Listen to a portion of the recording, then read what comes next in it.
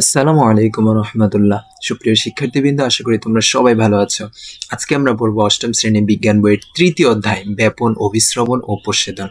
এর আগে আমরা দুইটা চ্যাপ্টার যে ছিল দুইটা চ্যাপ্টারই আমরা পড়ে ফেলেছি। আগের দুইটা চ্যাপ্টারের ভিডিওগুলোর কমেন্ট বক্স দেখে বুঝলাম সবচাইতে ভালো লেগেছে তোমাদের প্রাণী জগতের শ্রেণীবিন্যাস প্রথম চ্যাপ্টারটির ভিডিওটি। তোমরা যারা এখনো ওই ভিডিওটা দেখো নাই তোমরা অবশ্যই গিয়ে দেখে আসিও, লিংক ডেসক্রিপশনে দেওয়া থাকবে। বিগত দুইটি চ্যাপ্টারের মতো এই চ্যাপ্টারও আমরা বাস্তবসম্মত উদাহরণ দিয়ে পড়বো। এই যে দেখতেছো স্লাইডগুলো এগুলো সব আমি সুন্দর করে রেডি করেছি বাস্তবসম্মত সব উদাহরণ দিয়ে, ঠিক আছে? এবং ইম্পর্টেন্ট লাইনগুলো তো অবশ্যই দাগিয়ে দিব। তাহলে চলো আমরা আজকের পড়াশোনা শুরু করি। প্রথমে কি আমাদের চ্যাপ্টারের নাম হচ্ছে ব্যাপন, অভিস্রবণ, আর আরেকটা কি প্রচ্ছেদন। এখন ব্যাপন কি, অভিস্রবণ কি, প্রচ্ছেদন কি, এগুলোর ডিটেইলস আমরা ভিতরে পাবো, যার কারণে আমরা এখানে বলতেছি না। হ্যাঁ, আচ্ছা। উদ্ভিদ মূলের সাহায্যে, কিসের সাহায্যে? মূলের সাহায্যে মাটি থেকে পানি ও পানিতে দ্রবীভূত খনিজ লবণ শোষণ করে, পানিতে দ্রবীভূত খনিজ লবণ শোষণ করে এবং সেই পানি ও রস কাণ্ডের ভিতর দিয়ে পাতায় পৌঁছায়। এখন কি, যে উদ্ভিদ মূলের সাহায্যে, কিসের সাহায্যে? মূলের সাহায্যে মাটি থেকে কি কি শোষণ করে? পানি ও পানিতে দ্রবীভূত খনিজ লবণ। এখন এই খনিজ লবণগুলো কি বলতো? খনিজ লবণ বলতে কি নর্মাল যে লবণ খাই আমরা এগুলো না। খনিজ লবণ বলতে যেমন সোডিয়াম আছে না, সোডিয়াম আছে, বোরন আছে, কার্বন আছে, হ্যাঁ, এগুলোর কথা বলছি আর কি। শোষণ করে এবং সেই পানি ও রস কাণ্ডের ভিতর দিয়ে পাতায় পৌঁছায়। সে পানি ও রস কাণ্ডের ভিতর দিয়ে পাতায় পৌঁছায়। আবার উদ্ভিদ দেহে শোষিত পানি, উদ্ভিদ বাষ্প আকারে দেহ থেকে বের করে দেয়। উদ্ভিদে কার্বন ডাই অক্সাইড গ্রহণ এবং অক্সিজেন গ্যাস ত্যাগ, দেহে পানি ও পানিতে দ্রবীভূত খনিজ লবণ শোষণ এবং ওই পানি ও দ্রবণ দেহের নানা অঙ্গে পরিবহন এবং দেহ থেকে পানি বাষ্প আকারে বের করে দেওয়া ব্যাপন, অভিস্রবণ, শোষণ, পরিবহন ও প্রচ্ছেদনের মাধ্যমে ঘটে। মানে এই যে কিছু কাজের কথা বললো এখানে, যেমন উদ্ভিদ কি করে? কার্বন ডাই অক্সাইড গ্রহণ করে, অক্সিজেন গ্যাস ত্যাগ করে, এরপর দেহের ভিতরে পানি কি প্রবেশ করে, আবার কি হচ্ছে পানির ভিতরে থাকা দ্রবীভূত খনিজ লবণ এগুলাও দেহের ভিতরে প্রবেশ করতেছে। এবং এই পানি ও দ্রবণ, হ্যাঁ, পানি ও দ্রবণগুলো এই উদ্ভিদের দেহের যে নানান অঙ্গ আছে, তাই না, যেমন পাতা আছে, মূল আছে, কাণ্ড আছে, এইসব জায়গাতে পৌঁছানো লাগে। তাদের দেহ, উদ্ভিদের দেহ তো পানিগুলো পৌঁছানো লাগে। হ্যাঁ, এই একটা প্রক্রিয়া। এরপরে হচ্ছে কি, অতিরিক্ত পানি, দেহের ভিতরে যদি অতিরিক্ত পানি হয়ে যায় সেই পানি উদ্ভিদ বাষ্প আকারে বের করে দেয়। এগুলা কিভাবে করতেছে, কোন প্রক্রিয়ার মাধ্যমে করতেছে? এই প্রক্রিয়াগুলো হচ্ছে এই ব্যাপন, অভিস্রবণ, শোষণ, পরিবহন, প্রচ্ছেদন, এই প্রক্রিয়াগুলোর কথা বলছে। এই প্রক্রিয়াগুলো এখন আমরা যদি নিচে যদি যাই, আচ্ছা, এখন এই যে ডিটেলসে ব্যাপন, ডিটেলস শুরু হচ্ছে ব্যাপন। আমরা জানি সব পদার্থ কতগুলো অণু দিয়ে তৈরি, তাই না? পৃথিবীর যত পদার্থ আছে সব পদার্থই তো কতগুলো ক্ষুদ্র ক্ষুদ্র অণু দিয়ে তৈরি, তাই না? হ্যাঁ, আচ্ছা। এই অণুগুলো সবসময় গতিশীল বা চলমান অবস্থায় থাকে। তরল ও গ্যাসের ক্ষেত্রে অণুগুলোর চলন দ্রুত হয়। কিসের ক্ষেত্রে? তরল ও গ্যাসের ক্ষেত্রে, কারণ এগুলোর ভিতরে ফাঁকা জায়গা আছে। গ্যাস, তরল বলতে কি? পানি ধরলাম, নর্মাল পানির ভিতরেও পানি অণুগুলো কিন্তু চলাচল করতে পারে।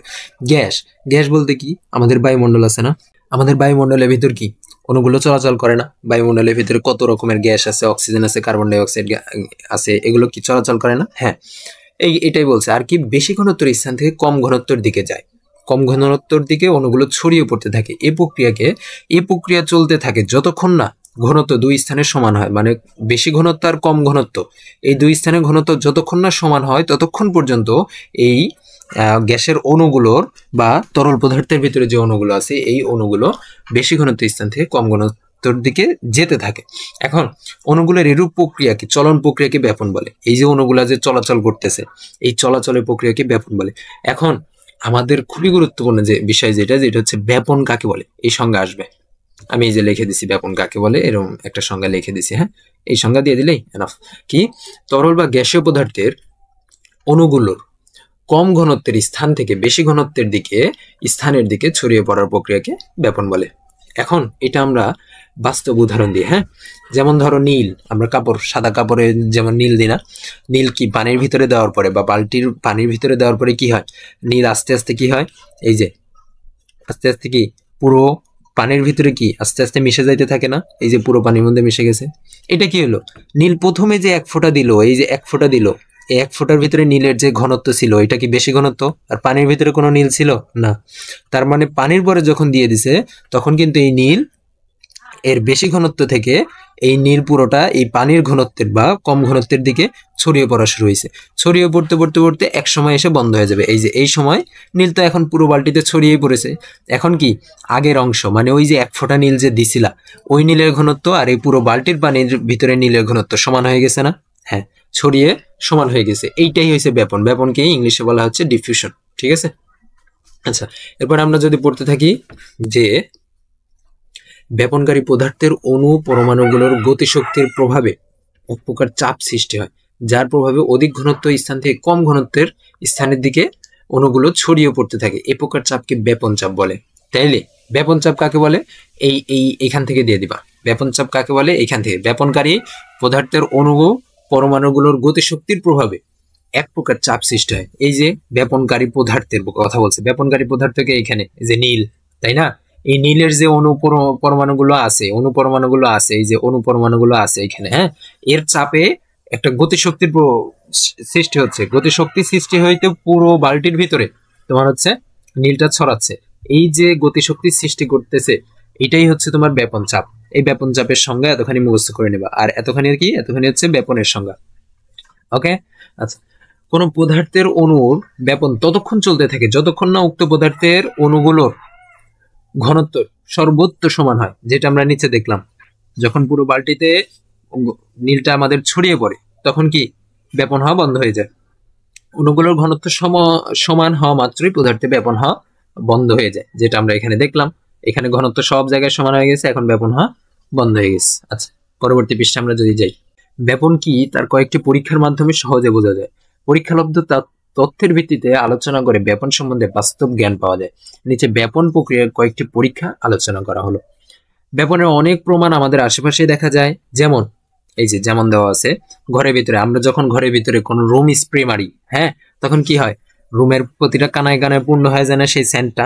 এক সময় প্রথমে তো শুধুমাত্র যেখানে মারে সেখানে, পরে কি আস্তে আস্তে রুমের কানায় কানায় চলে যায় না? এটা কিসের মাধ্যমে হয়? এটা ব্যাপনের মাধ্যমে হয়। ঠিক আছে।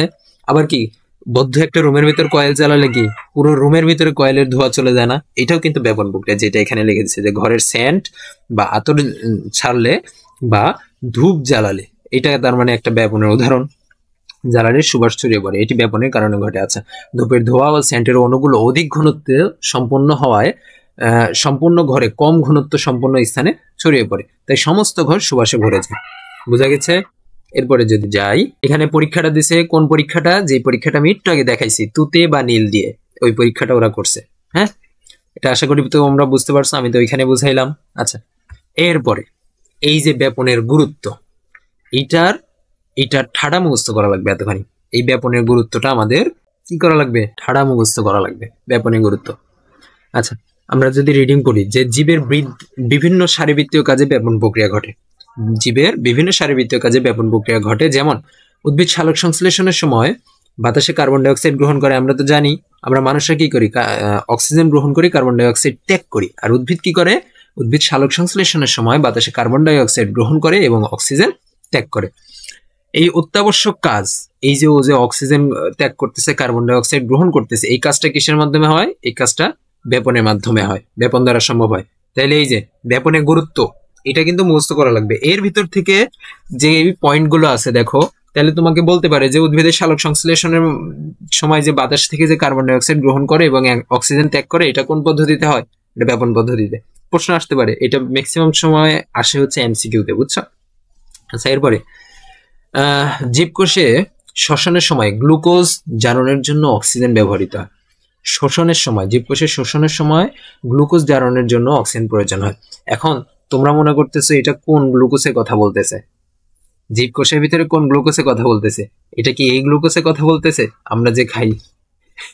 এইটা না, এইটা না। আমাদের শরীরের ভিতরে আমরা যে খাবারগুলো খাই, হ্যাঁ, আমরা যে খাবারগুলো খাই এগুলো গ্লুকোজে রূপান্তর হয়। এগুলোর যে শক্তিগুলো, এই শক্তিগুলো গ্লুকোজে রূপান্তর হয়। হ্যাঁ, গ্লুকোজে রূপান্তর হয়ে আমাদের শরীরের ভিতরে জমা থাকে।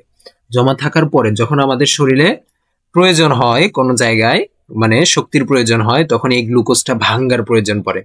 এই গ্লুকোজটাকে কারা ভাঙ্গে জানো? কিসের মাধ্যমে ভাঙ্গে জানো? এই গ্লুকোজটাকে ভাঙ্গা হয় এই যে অক্সিজেনের মাধ্যমে। তাহলে কি বুঝলাম? আমরা যে খাবার খাই সেই খাবারকে আমাদের দেহ খাবার থেকে যে শক্তিগুলো থাকে সেই শক্তিগুলোকে গ্লুকোজ আকারে জমা করে রাখে।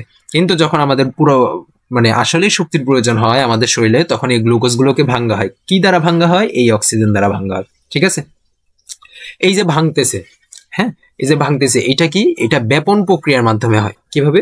ব্যাপন ক্রিয়ার দ্বারা কোষে অক্সিজেন প্রবেশ করতেছে, আমাদের দেহের কোষের ভিতরে ব্যাপন ক্রিয়ার দ্বারা অক্সিজেন প্রবেশ করতেছে এবং কার্বন ডাই অক্সাইড বের হয়ে যাচ্ছে।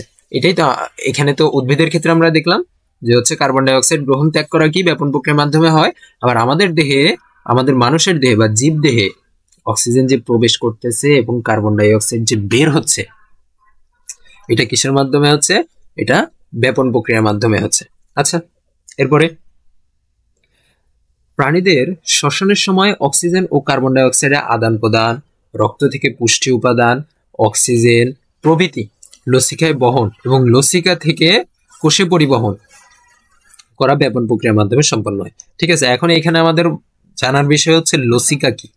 এই যে লসিকাটা কি, আমি দেখো লসিকা কি তার সংজ্ঞা নিয়ে চলে আসছি, যে হচ্ছে মানবদেহে বিভিন্ন টিস্যুর মধ্যবর্তী ফাঁকা স্থানে যে জলীয় পদার্থ জমা হয় তাকে লসিকা বলে। লসিকা তোমাদের এখনকার পড়া না, তোমরা যখন 9-এ উঠবে কিংবা 10-এ উঠবে তখন পড়া পাবা। জাস্ট এখন অনেক সময় আসতেও পারে লসিকা কাকে বলে, তখন এই সংজ্ঞাটা তোমরা দিয়ে দিবা। ঠিক আছে, আচ্ছা, তাহলে এই ব্যাপনের গুরুত্ব খ নাম্বারের জন্য কি পরিমাণে যে গুরুত্বপূর্ণ, আর ঘ নাম্বারে তো লাগবেই। সৃজনশীলের খ নাম্বারের জন্য বা অনুধাবনমূলকের জন্য ব্যাপনের গুরুত্ব, আর ঘ নাম্বারে তো লাগবে। ঠিক আছে, আচ্ছা, এরপরে আমরা যদি পড়ি পার্ট 3। পার্ট 3 কি? এবার এখন আমরা চলে আসছি কিসে? অভিস্রবণে। অভিস্রবণ প্রক্রিয়াটি বোঝার জন্য আমাদের যে বিষয় সম্পর্কে ধারণা থাকা দরকার তার মধ্যে অন্যতম হলো হচ্ছে ভিন্ন ঘনত্ব বিশিষ্ট দুটি দ্রবণের মধ্যে অবস্থিত পর্দার বৈশিষ্ট্য জানা। অবস্থিত পর্দার বৈশিষ্ট্য জানা। পর্দাকে সাধারণত 3 ভাগে ভাগ করা হয়। আচ্ছা, 3 ভাগ কি কি? যেমন অভেদ্য পর্দা, ভেদ্য পর্দা আর কি অর্ধভেদ্য পর্দা। এগুলো তোমাদের এই পর্দা 3টা কাকে বলে এবং কোনটা দ্বারা কি বোঝাইছে এটা তোমাদের মুখস্থ করা লাগবে। এটা আসবে, এটা ক নাম্বারে দিয়ে দিবে, জ্ঞানমূলকে দিয়ে দিবে যে অভেদ্য পর্দা কি, ভেদ্য পর্দা কি, অর্ধভেদ্য পর্দা কি বলতো, তখন দেওয়া লাগবে, বলা লাগবে। আচ্ছা, আমি তোমাদেরকে সহজ করে দিচ্ছি। প্রথম কথা হচ্ছে যে ভেদ্য। ভেদ্য মানে হচ্ছে ভেদ, হ্যাঁ, বা পার হওয়া। ভেদ্য মানে কি? ভেদ্য মানে ভেদ বা পার হওয়া। এই যে সামনে আছে কি অ আছে না, এই অ মানে হচ্ছে না, মানে সোজা কথা হচ্ছে ভেদ করা যায় না যেই পর্দা, সেটা হচ্ছে অভেদ্য পর্দা। ভেদ করা যায় না যেই পর্দা সেটা কি? সেটা হচ্ছে অভেদ্য পর্দা। ভেদ করা যায় না যেই পর্দা সেটা কি? সেটা হচ্ছে অভেদ্য পর্দা। তার মানে আমরা এখন যদি পড়ি, আমরা এখানে এখন যদি রিডিং পড়ি যে পর্দা দিয়ে দ্রাবক ও দ্রব উভয় প্রকার পদার্থের অণুগুলো চলাচল করতে পারে না তাকে অভেদ্য পর্দা বলে। এখন কথা হচ্ছে দ্রাবক কি আর দ্রব কি। নর্মালি আমরা জানি যে হচ্ছে দ্রাবক হচ্ছে পানি। দ্রাবক কি? দ্রাবক হচ্ছে নর্মালি আমরা জানি পানি। আর দ্রব কি? দ্রব আমরা নর্মালি জানি হচ্ছে চিনি। বুঝা গেছে? দ্রব অনেক কিছু হইতে পারে, আমরা নর্মালি একটা জাস্ট উদাহরণ দিয়ে বুঝাচ্ছি। ধরো একটা পানি আর চিনির দ্রবণ আছে, পানি আর চিনির দ্রবণ আছে, এর ভিতর দ্রব কোনটা, দ্রাবক কোনটা? দ্রাবক হচ্ছে পানি, বেশি জিনিস যেটা ওইটা হচ্ছে পানি, আর দ্রব হচ্ছে চিনি। ঠিক আছে, আমি জাস্ট উদাহরণ দিয়ে বললাম। যেটাই এখানে বলছে যে পর্দা দিয়ে দ্রাবক দ্রব উভয় প্রকার পদার্থের অণুগুলো চলাচল করতে পারে না তাকে অভেদ্য পর্দা বলে। যেমন এই যে উদাহরণ দেওয়া আছে, যেমন কি? যেমন হচ্ছে পলিথিন। এরপরে কি দেওয়া আছে? কিউটিন যুক্ত প্রাচীর। এই দুইটা উদাহরণ কিন্তু আমাদের মুখস্থ করা লাগবে। হ্যাঁ, এরপরে কি? ভেদ্য মানে ভেদ করা যায় যে পর্দা। ভেদ্য মানে ভেদ করা যায় যে পর্দা। এর সামনে কি অ আছে? নাই। অ যেটার সামনে আছে সেটা মনে রাখা লাগবে যে হচ্ছে ওই পর্দা ভেদ করা যায় না। আর যার সামনে অ নাই, শুধুমাত্র ভেদ্য, সেটা কি? ভেদ করা যায়। যে পর্দা দিয়ে দ্রাবক ও দ্রব উভয়ই অণু সহজে চলাচল করতে পারে তাকে ভেদ্য পর্দা বলে। যেমন এই যেমনটা গুরুত্বপূর্ণ। যেমন কি? যেমন হচ্ছে কোষ প্রাচীর। তাহলে প্রশ্ন এইখানে যে হচ্ছে অভেদ্য পর্দা কি কি? অভেদ্য পর্দার উদাহরণ দাও, তখন কি কি দিতে পারো তুমি? পলিথিন দিতে পারো, কিউটিন দিতে পারো। আর ভেদ্য পর্দার উদাহরণ যদি চাই তাহলে কি কি দিতে পারবা?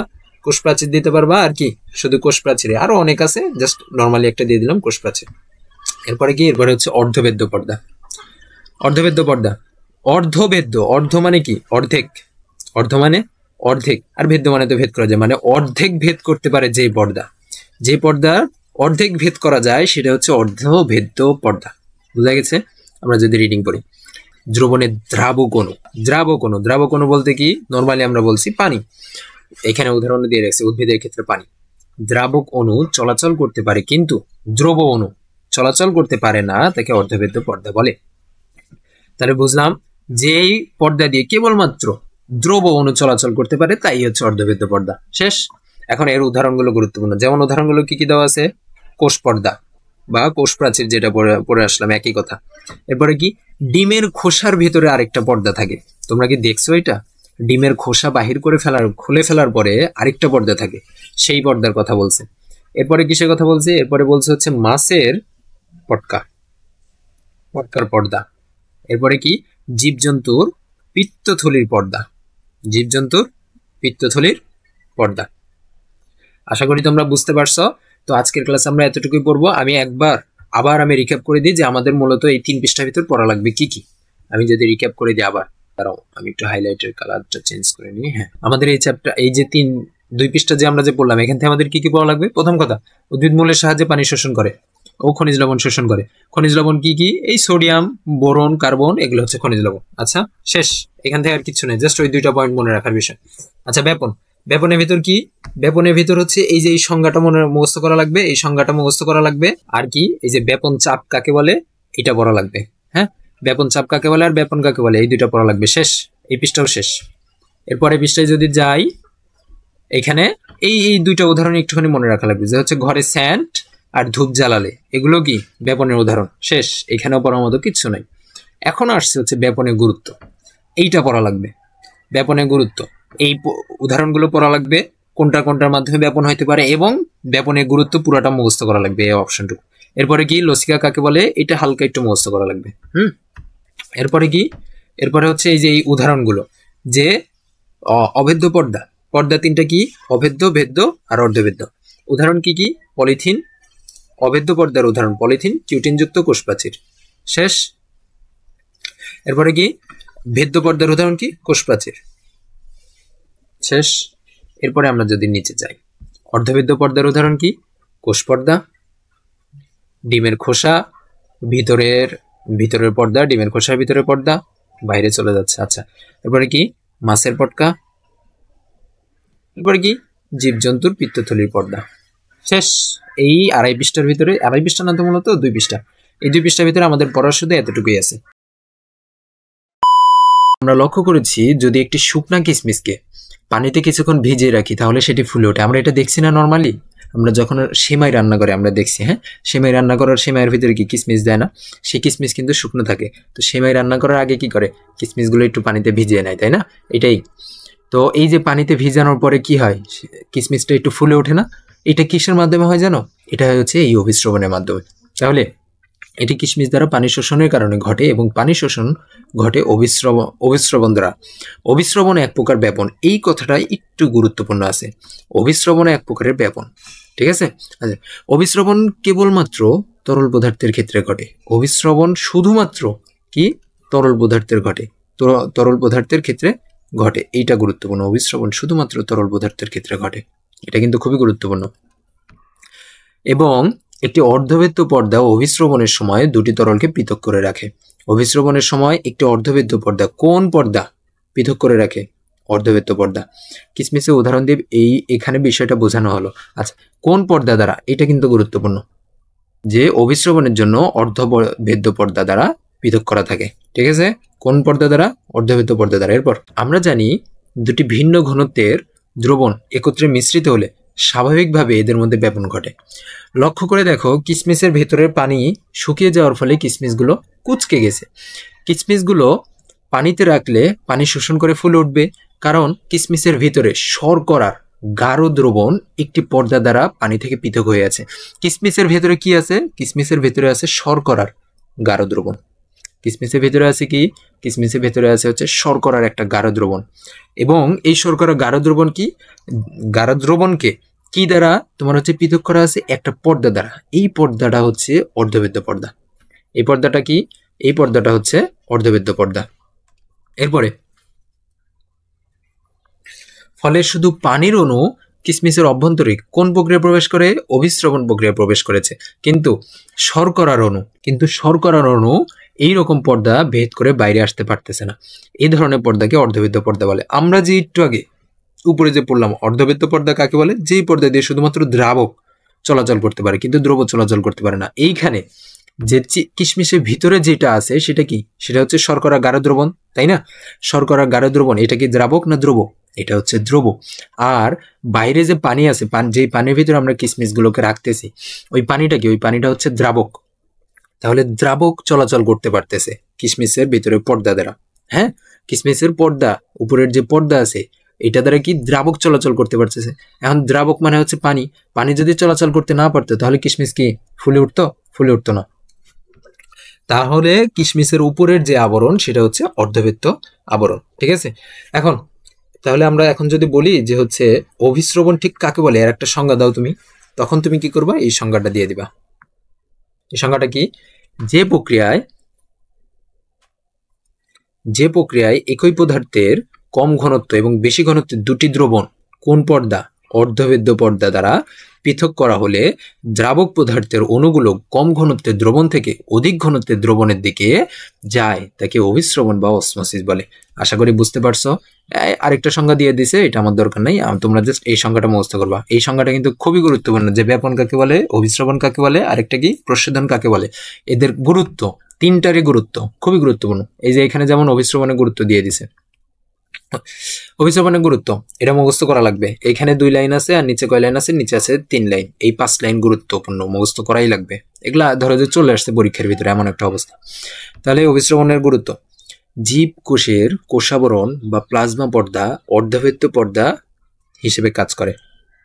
জীব কোষের কোষাবরণ, আমাদের কোষ যে আছে, আমাদের কোষের যে আবরণ বা আমাদের কোষের ভিতরে যে প্লাজমা পর্দা আছে, এই প্লাজমা পর্দা অর্ধবৃত্ত পর্দা হিসেবে কাজ করে।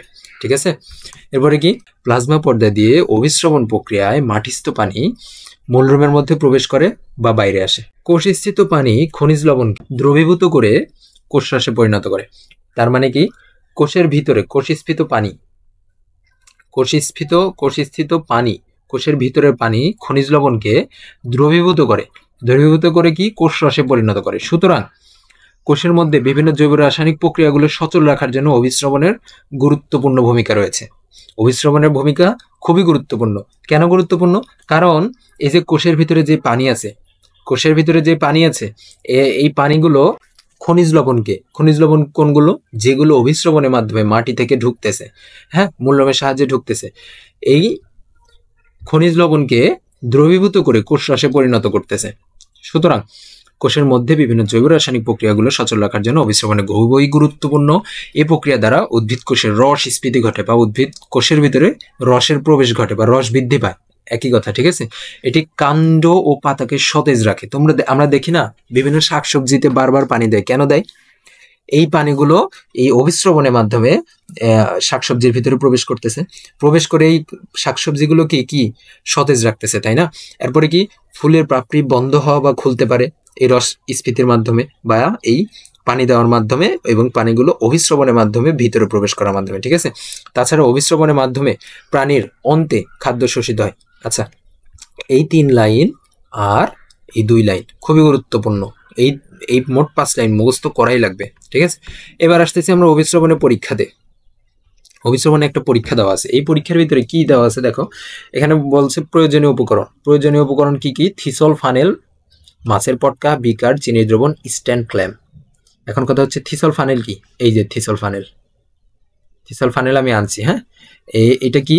এটা জাস্ট এইটা একটা কাচের নল আর উল্টা দিক করা। ঠিক আছে? এরপরে কি? মাছের পটকা তো আমরা চিনি, এই যে। আর কি? চিনির গাঢ় দ্রবণ, এটা তো আমরা জানি। স্ট্যান্ড ক্ল্যাম্প, আর আরেকটা বাকি গেছে, বিকার। এইটা হচ্ছে বিকার। ঠিক আছে? আর কি?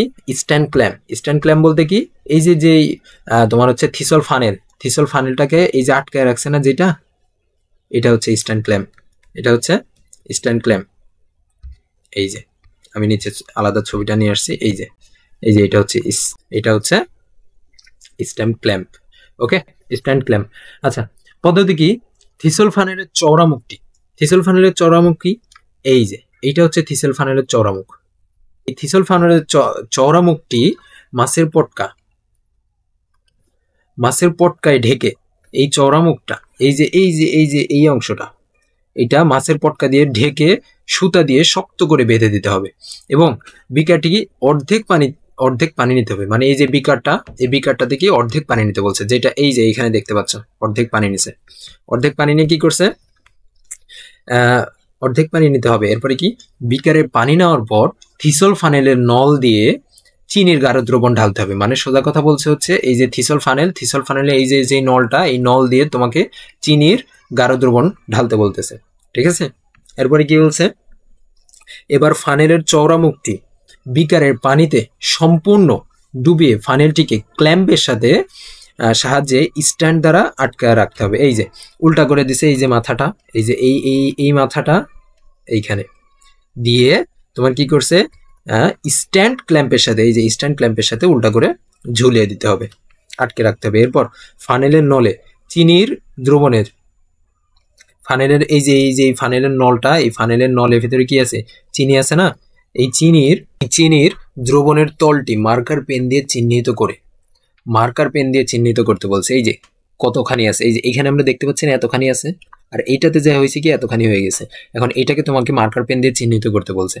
চিহ্নিত করে পরীক্ষা ব্যবস্থাটিকে একটি নির্দিষ্ট স্থানে রেখে দিতে হবে। আচ্ছা, এখন কথা হয়েছে কি, পর্যবেক্ষণ কি? পর্যবেক্ষণ হচ্ছে কিছুক্ষণ পর দেখা যাবে থিসল ফানেলের নলের দ্রবণের তল উপরের দিকে উঠে গেছে। নলের দ্রবণের তল, এই যে দ্রবণের তল এখানে কি এতখানি ছিল না, এতখানি ছিল, কিন্তু এটা চেঞ্জ হয় কি উপরে উঠে গেছে। এটা কেন হয়েছে? এই যে এর ভিতরে যে চিনির দ্রবণ ছিল, এটা এতখানি ছিল, কিন্তু পরবর্তীতে আস্তে একটু সময় পর এতখানি উপরে উঠে গেছে। কেন উঠে গেছে সেটা উঠছে হচ্ছে এই অভিস্রবণের মাধ্যমে। এই যে আর কিছুক্ষণ পরে দেখা গেল, প্রথমে তো এই যে আবার যদি পড়ি, কিছুক্ষণ পর দেখা যাবে থিসল ফানেলের নলের দ্রবণের তল উপরের দিকে উঠে গেছে। আর কিছুক্ষণ পরে দেখা যাবে ফানেলের নলের দ্রবণের তল আর উপরে উঠতেছে না। কেন উঠতেছে না, মানে কি এই যে তলটা এতখানি উঠছে আর উঠতেছে না কেন, এইটাই। এখন বলছে এই পরীক্ষায় তুমি যা পর্যবেক্ষণ করলে তা থেকে নিম্নলিখিত প্রশ্নগুলো উত্তর দাও। এখন কেন উঠতেছে না এটার উত্তর আমরা নিচে পাবো। আচ্ছা, এখন বলছে মাছের পটকা কি ধরনের পর্দা? মাছের যে পটকাটা এখানে যে আমরা লাগাইছিলাম না ফানেলের মাথায়, এটা কি ধরনের পর্দা? তার মানে এইটা হচ্ছে অর্ধভেদ্য পর্দা। কেন অর্ধভেদ্য পর্দা কেন? এই যে তোমার হচ্ছে এর ভিতরে চিনি ছিল কতখানি, এতখানি ছিল, এখন এতখানি হয়ে গেছে। তার মানে কি হয়েছে, বাল্য কেমনে এর ভিতরে পানি প্রবেশ করছে, এই ফানেলের ভিতরে পানি প্রবেশ করছে। তার মানে কি পানি যেই পর্দাকে ভেদ করতে পারে সেটা কি অর্ধভেদ্য পর্দা না? পানি কি ছিল, দ্রাবক ছিল, দ্রাবক যে পর্দাকে ভেদ করতে পারে সেটা কি, সেটা হচ্ছে অর্ধভেদ্য পর্দা। তার মানে মাছের পটকা কি অর্ধভেদ্য পর্দা। এরপরে কি বলছে 2 নম্বর প্রশ্ন? 2 নম্বর প্রশ্ন বলছে যে হচ্ছে চিনির দ্রবণ কেন ফানেলের নলের উপরে উঠে আসলো? চিনির দ্রবণ ফানেলের নলের উপরে কেন উঠে আসলো? এই যে সোজা কথা হচ্ছে বৃদ্ধি পাইছে কেন? কারণ হয়েছে অভিস্রবণ হয়েছে। অভিস্রবণের মাধ্যমে কি হয়েছে, পানি প্রবেশ করছে এটার ভিতরে, তাই না? অভিস্রবণের মাধ্যমে পানি প্রবেশ করছে। যেমনি ভাবে কিসমিসের ভিতরে বাইরে থেকে পানি প্রবেশ করতো না, তেমনি ভাবে এইটার ভিতরে পানি প্রবেশ করছে। তার মানে কি পানি কেন উঠে আসছে, অভিস্রবণের কারণে। এরপরে 3 নম্বর প্রশ্ন, কিছুক্ষণ পর ফানেলের দ্রবণ উপরে না উঠে স্থির হয়ে গেল কেন? এই যে এতখানি উঠছে, এতখানি উঠার পরে আর উঠতেছে না কেন? কেন স্থির হয়ে গেছে? কারণ ঘনত্ব সমান হয়ে গেছে। ফানেলের ভিতরের ঘনত্ব আর এই পানির ঘনত্ব তখন সমান হয়ে গেছে, যার কারণে আর উপরে উঠতেছে না। শেষ। আশা করি তোমরা কাজটা বুঝতে পারছো। এখন আমরা পার্ট 5 শুরু করি। আচ্ছা, এরপরে পার্ট নাম্বার 5 যেহেতু পরের পৃষ্ঠার সাথে কানেক্টেড, আর আজকের পর্ব তাহলে আমরা এতখানি রাখি। পার্ট নাম্বার 5 থেকে আমরা আগামী পর্ব থেকে পড়বো, ঠিক আছে? তাহলে আমরা কি কি পড়লাম এর একটা যদি রিক্যাপ করে ফেলি, আমরা প্রথম থেকে আসি, এর একটা রিক্যাপ করে ফেলি। হ্যাঁ, আচ্ছা, অর্ধভেদ্য পর্দার এটা তো পড়লামই, এটা আমরা গত ক্লাসে বলে দিছি। আচ্ছা, এরপরে কালারটা একটু চেঞ্জ করে নিই। এরপরে কি যে হচ্ছে অভিস্রবণ এক প্রকার ব্যাপন, এটা একটু মনে রাখা লাগবে। এরপর কি অভিস্রবণ কেবলমাত্র তরল পদার্থেরই ঘটে, এটা একটু মনে রাখা লাগবে। এরপর একটু অর্ধভেদ্য পর্দা, এটা মনে রাখা লাগবে যে অভিস্রবণ ঘটে কোন পর্দার উপস্থিতিতে, অর্ধভেদ্য পর্দার উপস্থিতিতে। শেষ। এখানে আর পড়ার মতো কিচ্ছু নাই। এই অসমোসিস কাকে বলে বা অভিস্রবণ কাকে বলে এই সংজ্ঞাটা পড়া লাগবে, গেল। এবার অভিস্রবণের গুরুত্ব, এই 2টা লাইন মুখস্থ করা লাগবে। আর কি এখান থেকেই 3টা লাইন মুখস্থ করা লাগবে। এরপর কি থিসল ফানেল কোনটা, এই যে এইটা। বাকি উদাহরণ তো এইটাতে আমি তো পড়াইছি। আর কি আছে, আর আছে এখানে জাস্ট যে মাছের পটকা কি ধরনের পর্দা, অর্ধবেদ্য পর্দা, এইখানে তো তেমন কোনো পড়াই নেই আমি যা দেখতেছি। এরপরে কি, এরপরে হচ্ছে অভিস্রবণ, যে চিনির দ্রবণ কেন ফানেলের উপরে উঠে আসছে, অভিস্রবণের কারণে। এরপর কি, যে কিছুক্ষণ পরে যে স্থির হয়ে গেল কেন, কারণ ঘনত্ব সমান হয়ে যাওয়ায় কারণে। শেষ, আর কোনো পড়াই নেই। পার্ট নাম্বার 5 কি, উদ্ভিদের পানি ও খনিজ লবণ শোষণ। উদ্ভিদের পানি শোষণ পদ্ধতি। আচ্ছা, উদ্ভিদ তো মাটি থেকে পানি শোষণ করতেছে, তাই না? এই পানিটা ঠিক কি সিস্টেমে সে শোষণ করতেছে, কোন পদ্ধতিতে সে শোষণ করতেছে, সেটাই বলা হয়েছে। আচ্ছা, মাটি থেকে পানি ও পানিতে দ্রবীভূত খনিজ লবণ। মাটি থেকে পানি শোষণ করে, ঠিক আছে, এবং পানির ভিতরে দ্রবীভূত থাকে হচ্ছে অবস্থায় থাকে হচ্ছে খনিজ লবণ। এই খনিজ লবণ উদ্ভিদ দেহের সজীব কোষে টেনে নেওয়ার পদ্ধতিকে সাধারণভাবে শোষণ বলা যেত। এখন খনিজ লবণ কি কি আমরা বলছিলাম, কিন্তু এই যে বিভিন্ন মৌল আছে না, যেমন হচ্ছে সোডিয়াম, ক্যালসিয়াম, এগুলোর কথা বলছিলাম না, এগুলোই হচ্ছে খনিজ লবণ, ঠিক আছে। খনিজ লবণ মোট অনেকগুলো খনিজ লবণ আছে, তার ভিতরে হচ্ছে 17টা অত্যাবশ্যকীয়, যেগুলো এই পড়াগুলো এখনো তোমাদের বইয়ে দেয় নাই, এটা 9-এ গেলে পাবে। আচ্ছা আচ্ছা, এখন বলছে হচ্ছে যে সাধারণভাবে শোষণ বলা যেতে পারে। তার মানে শোষণ কাকে বলতেছে, যে হচ্ছে মাটি থেকে পানি এবং পানিতে দ্রবীভূত খনিজ লবণ উদ্ভিদ দেহের সজীব কোষে টেনে নেওয়ার পদ্ধতিকে সাধারণভাবে শোষণ বলা যেতে পারে। আচ্ছা, গেল। এবার হচ্ছে স্থলে বসবাসকারী উদ্ভিদগুলো মূলরোমের সাহায্যে, স্থল বলতে কি, মাটিতে যে উদ্ভিদগুলো জন্মে, হ্যাঁ, এই উদ্ভিদগুলো মূলরোমের সাহায্যে মাটি থেকে পানি শোষণ করে। স্থলের উদ্ভিদগুলো কি, মূলরোমের সাহায্যে মাটি থেকে পানি শোষণ করে। আর পানিতে নিমজ্জিত অনেক উদ্ভিদ আছে না, পানির ভিতরে জন্মে, আমাদের পুকুরে তুমি গেলে দেখতে পাবা অনেক গাছ আছে যেগুলো হচ্ছে পানির ভিতরে জমতেছে। হ্যাঁ, এই পানিগুলো মানে এই উদ্ভিদগুলো তাদের সারা দেহের দ্বারা কি, তাদের সারা দেহের মাধ্যমে পানি শোষণ করতেছে। তার মানে কি, যে স্থলজ উদ্ভিদ, যে আম, জাম, কাঁঠাল, এই গাছগুলো শুধুমাত্র মূলরোম দিয়ে পানি শোষণ করতেছে। আর পানিতে নিমজ্জিত উদ্ভিদ যেমন শাপলা গাছ, এরা কি, এদের সারা দেহ দ্বারাই পানি শোষণ করতেছে, ঠিক আছে। আচ্ছা, স্থলজ উদ্ভিদগুলো মূলরোম মাটির সূক্ষ্ম কোণার ফাঁকে লেগে থাকা কৈশিক পানি অভিস্রবণ প্রক্রিয়ায় নিজ দেহে টেনে নেয়। এই লাইনটা একটু গুরুত্বপূর্ণ আছে, যে স্থলজ উদ্ভিদ বা মাটিতে থাকা যে উদ্ভিদ, এই মাটিতে থাকা উদ্ভিদগুলোর মূলরোম কি, মূলরোম, এখন কথা হচ্ছে মূল কি আর মূলরোম কি, এটা আমরা একটু নিচে গেলে পাবো। আচ্ছা, প্রথমে আগে মূলরোমটা দেখাই দিই। এই যে এই পুরাটা হচ্ছে একটা মূল, ঠিক আছে, এই পুরাটা হচ্ছে একটা মূল। হ্যাঁ, মূল বলতে কি, মূল বলতে হচ্ছে শিকড়। কিন্তু এই যে মূলের গাছে দেখছো, এই যে ছোট ছোট ছোট ছোট মূলের গায়ে, এগুলো হচ্ছে মূলরোম। এগুলো কি, এগুলো হচ্ছে মূলরোম, ঠিক আছে। এখন যদি যাই, যে বলছে স্থলজ উদ্ভিদগুলোর মূলরোম মাটির সূক্ষ্মকণার ফাঁকে লেগে থাকা কৈশিক পানি অভিস্রবণ প্রক্রিয়া নিজ দেহে টেনে নেয়। এখন কথা হচ্ছে কৈশিক পানি কি, এই যে কৈশিক পানি আছে, এই কৈশিক পানিটা কি, সোজা কথায় মনে রাখবা, কৈশিক পানি হচ্ছে এই যে মাটির কোণার ফাঁকে ফাঁকে যেই পানিগুলো থাকে, এগুলো হচ্ছে কৈশিক পানি। কোন প্রক্রিয়ায় টেনে নিচ্ছে, মূলরোমের সাহায্যে অভিস্রবণ প্রক্রিয়া টেনে নিচ্ছে। কোন প্রক্রিয়ায়, অভিস্রবণ প্রক্রিয়ায়। শেষ। এরপরে আমরা নিচে যদি যাই, মূলরোমের প্রাচীরটি ভেদ্য। এই যে মূলরোমটা না, এই যে মূলরোমগুলো, এই মূলরোমের প্রাচীরগুলো হচ্ছে ভেদ্য, মানে ভেদ করা যায়। তাই প্রথমে ইম্বাইবেশন প্রক্রিয়ায় পানি শোষণ করে এবং কোষ প্রাচীরের নিচে অবস্থিত অর্ধবেদ্য প্লাজমা পর্দার সংস্পর্শে আসে। আচ্ছা, মূলরোমের কোষীয় দ্রবণের ঘনত্বের তুলনায় তার পরিবেশের দ্রবণের ঘনত্ব কম থাকায় পানি বা দ্রাবক কোষের মধ্যে অন্ত অভিস্রবণ প্রক্রিয়া প্রবেশ করে। সোজা কথা বলছে হচ্ছে, এই যে মূলরোম না, এই যে এখানে দেখো বড় করে দিচ্ছে, এই পুরাটা কিন্তু মূলরোম, এই যে একটা মূলরোম। হ্যাঁ, এই যে এই ছোট একটা এখানে বড় করে দেখাইছে, তো এই মূলরোমের ভিতরে পানির ঘনত্ব, বুঝছো, এই মূলরোমের ভিতরে পানির ঘনত্ব এই বাহিরের, এই যে এগুলো হচ্ছে মাটি, হ্যাঁ, এগুলো হচ্ছে মাটি, এই মাটির ঘনত্বের তুলনায় বেশি। আমি যদি আবার বলি, যে হচ্ছে এই মূলরোমের ভিতরে তো পানি আছে, হ্যাঁ, এই পানির ঘনত্ব বাহিরে যেই পানি আছে এই পানির তুলনায় বেশি। যার কারণে কি হচ্ছে, যার কারণে এই পানিগুলো তোমার হচ্ছে এই বাহিরের পানিগুলো ভিতরে ঢুকতেছে, এই বাহিরের পানিগুলো ভিতরে ঢুকতেছে, ঠিক আছে। এখন এটাই এখানে বলছে যে মূলরোমের কোষীয় দ্রবণ, এগুলা এই কোষের ভিতরে যে দ্রবণ বা পানি আছে এটার কথা বলছে। কোষীয় দ্রবণের ঘনত্বের তুলনায় তার পরিবেশের দ্রবণের ঘনত্ব কম। তার পরিবেশের এই যে পরিবেশ, এটা মানে মাটির দ্রবণের বা পানির ঘনত্ব কম থাকায় পানি কোষের মধ্যে এই যে মূল রোমের মধ্যে এই মূল রোমের মধ্যে কোন প্রক্রিয়ায় প্রবেশ করতেছে? অন্তঃঅভিস্রবণ প্রক্রিয়ায় প্রবেশ করে। এখন কথা হচ্ছে অন্তঃঅভিস্রবণ জিনিসটা কি? এই যে আমি লিখে দিছি, দেখো কোষের বাহিরে অবস্থিত, এই যে কালারটা চেঞ্জ করে নি, কোষের বাহিরে অবস্থিত তরল পদার্থ যখন অর্ধভেদ্য পর্দা ভেদ করে ভেতরে প্রবেশ করে তখন সেই প্রক্রিয়াকে বলা হচ্ছে অন্তঃবিস্রবণ প্রক্রিয়া।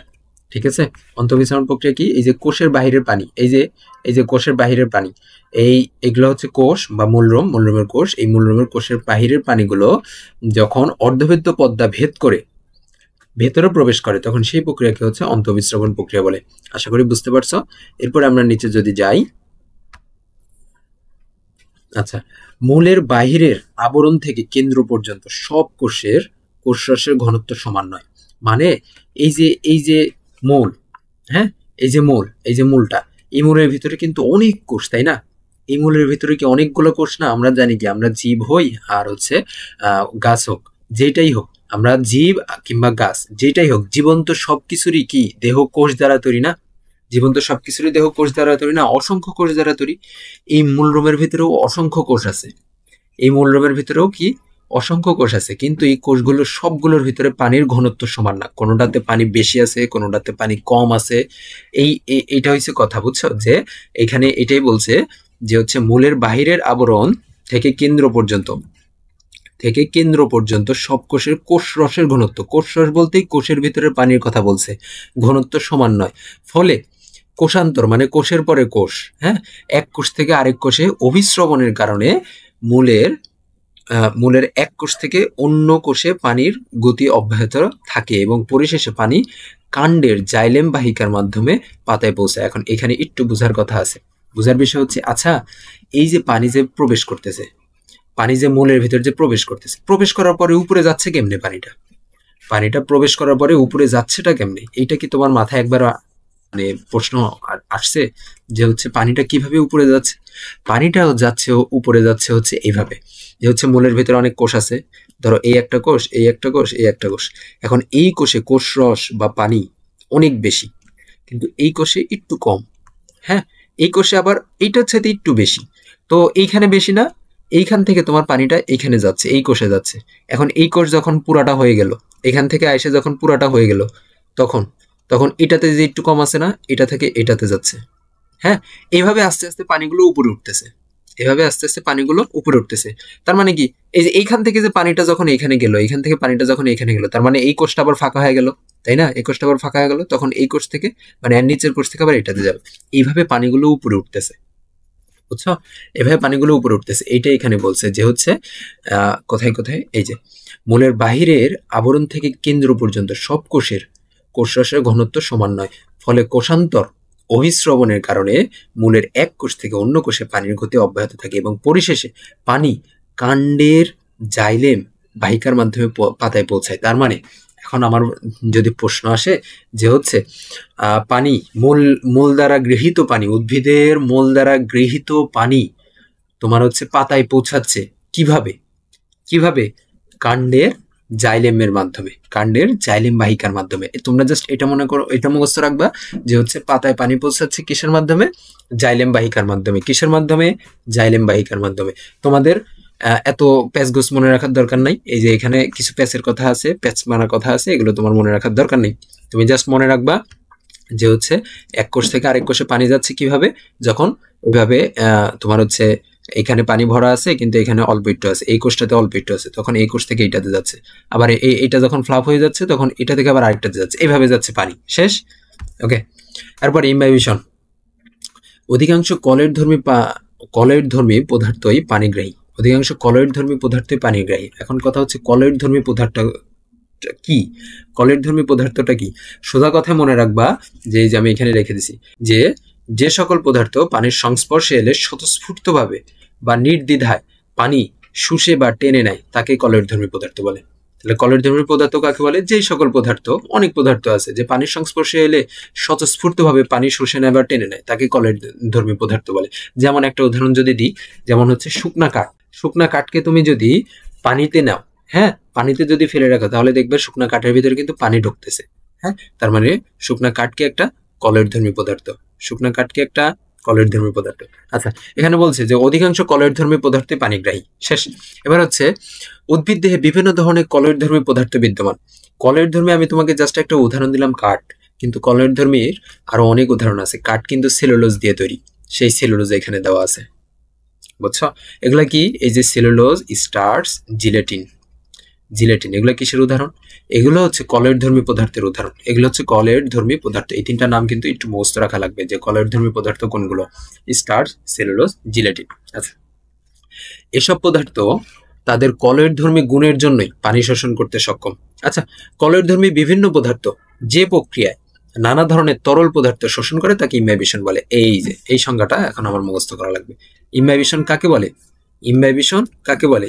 ইম্বাইবেশন হচ্ছে কলয়ধর্মী বিভিন্ন পদার্থ যে প্রক্রিয়ায় নানা ধরনের তরল পদার্থ শোষণ করে তাকে ইম্বাইবেশন বলে। শেষ। আর শোষণকারী পদার্থটিকে বলা হয় হাইড্রোফিলিক। এইখানে বোঝার একটু বিষয় আছে। শোষণকারী পদার্থকে বলা হয় হচ্ছে হাইড্রোফিলিক। এখন এইখানে যে হাইড্রো অংশটুকু আছে না, এই যে হাইড্রো অংশ, এই হাইড্রো এই হাইড্রো মানে হচ্ছে পানি। হাইড্রো মানে কি?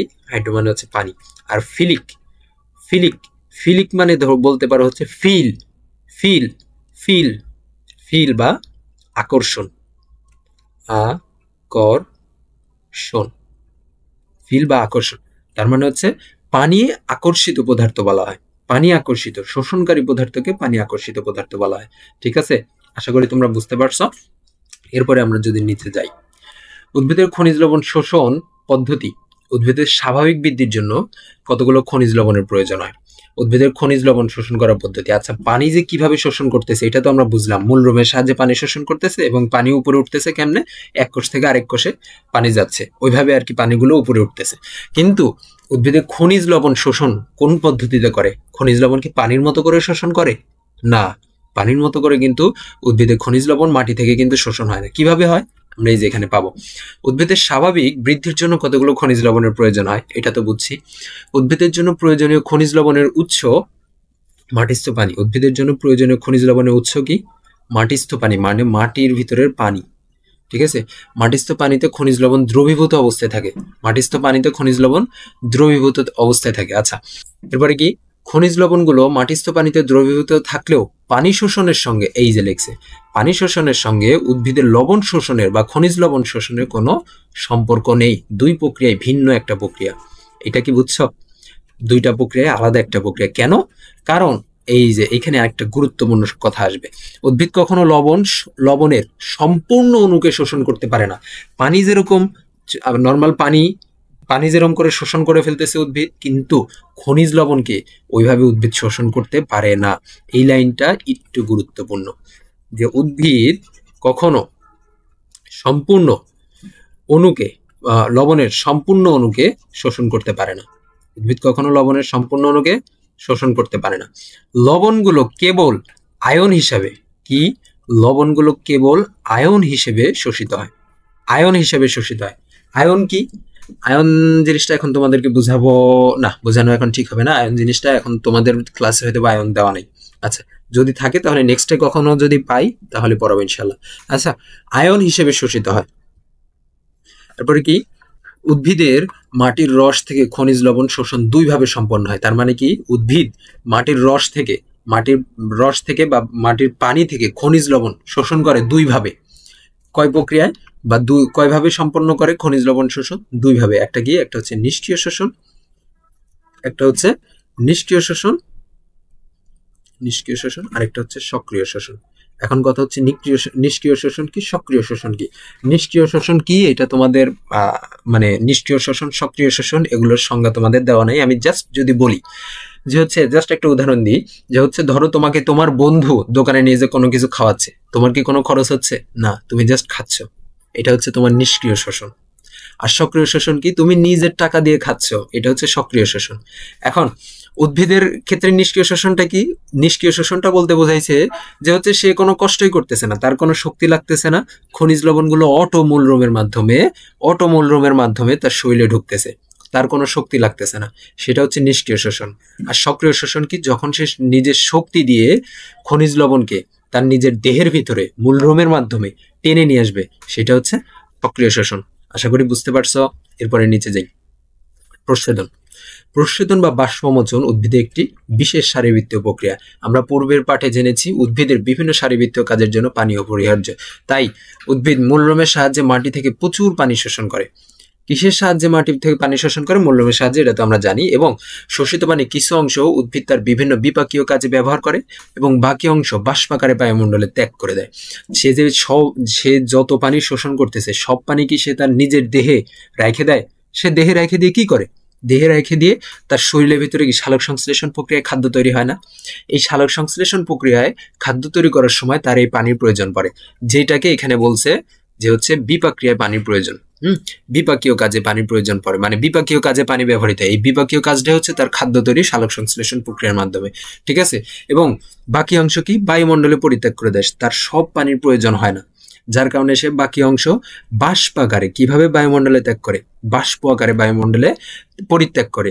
এখন উদ্ভিদের দেহবন্ধর থেকে পাতার মাধ্যমে বাষ্পাকারে পানির এই নির্গমন প্রক্রিয়াকে প্রচ্ছেদন বা বাষ্পমোচন বলে। এখন প্রচ্ছেদন বা বাষ্পমোচন কাকে বলে, এইটার সংজ্ঞা এতটুকু, ঠিক আছে। এখন কথা হয়েছে কিসের মাধ্যমে সে পানি বাষ্পাকারে বের করে দেয়? পাতার মাধ্যমে। এই যে এখানে লেখা আছে পাতার মাধ্যমে, কিন্তু খালি পাতা না, আরো কিছু অঙ্গ আছে যেগুলো আমরা নিচে পাবো। এই যে প্রচ্ছেদন প্রধানত কিসের মাধ্যমে হয়? প্রচ্ছেদন প্রধানত পত্ররন্ধ্রের মাধ্যমে হয়। এখন পত্ররন্ধ্রটা কি আর পত্ররন্ধ্রটা কোথায় থাকে? পত্ররন্ধ্রটা থাকে হচ্ছে পাতার মধ্যে। পত্ররন্ধ্র কোথায় থাকে? পাতায় থাকে, ঠিক আছে।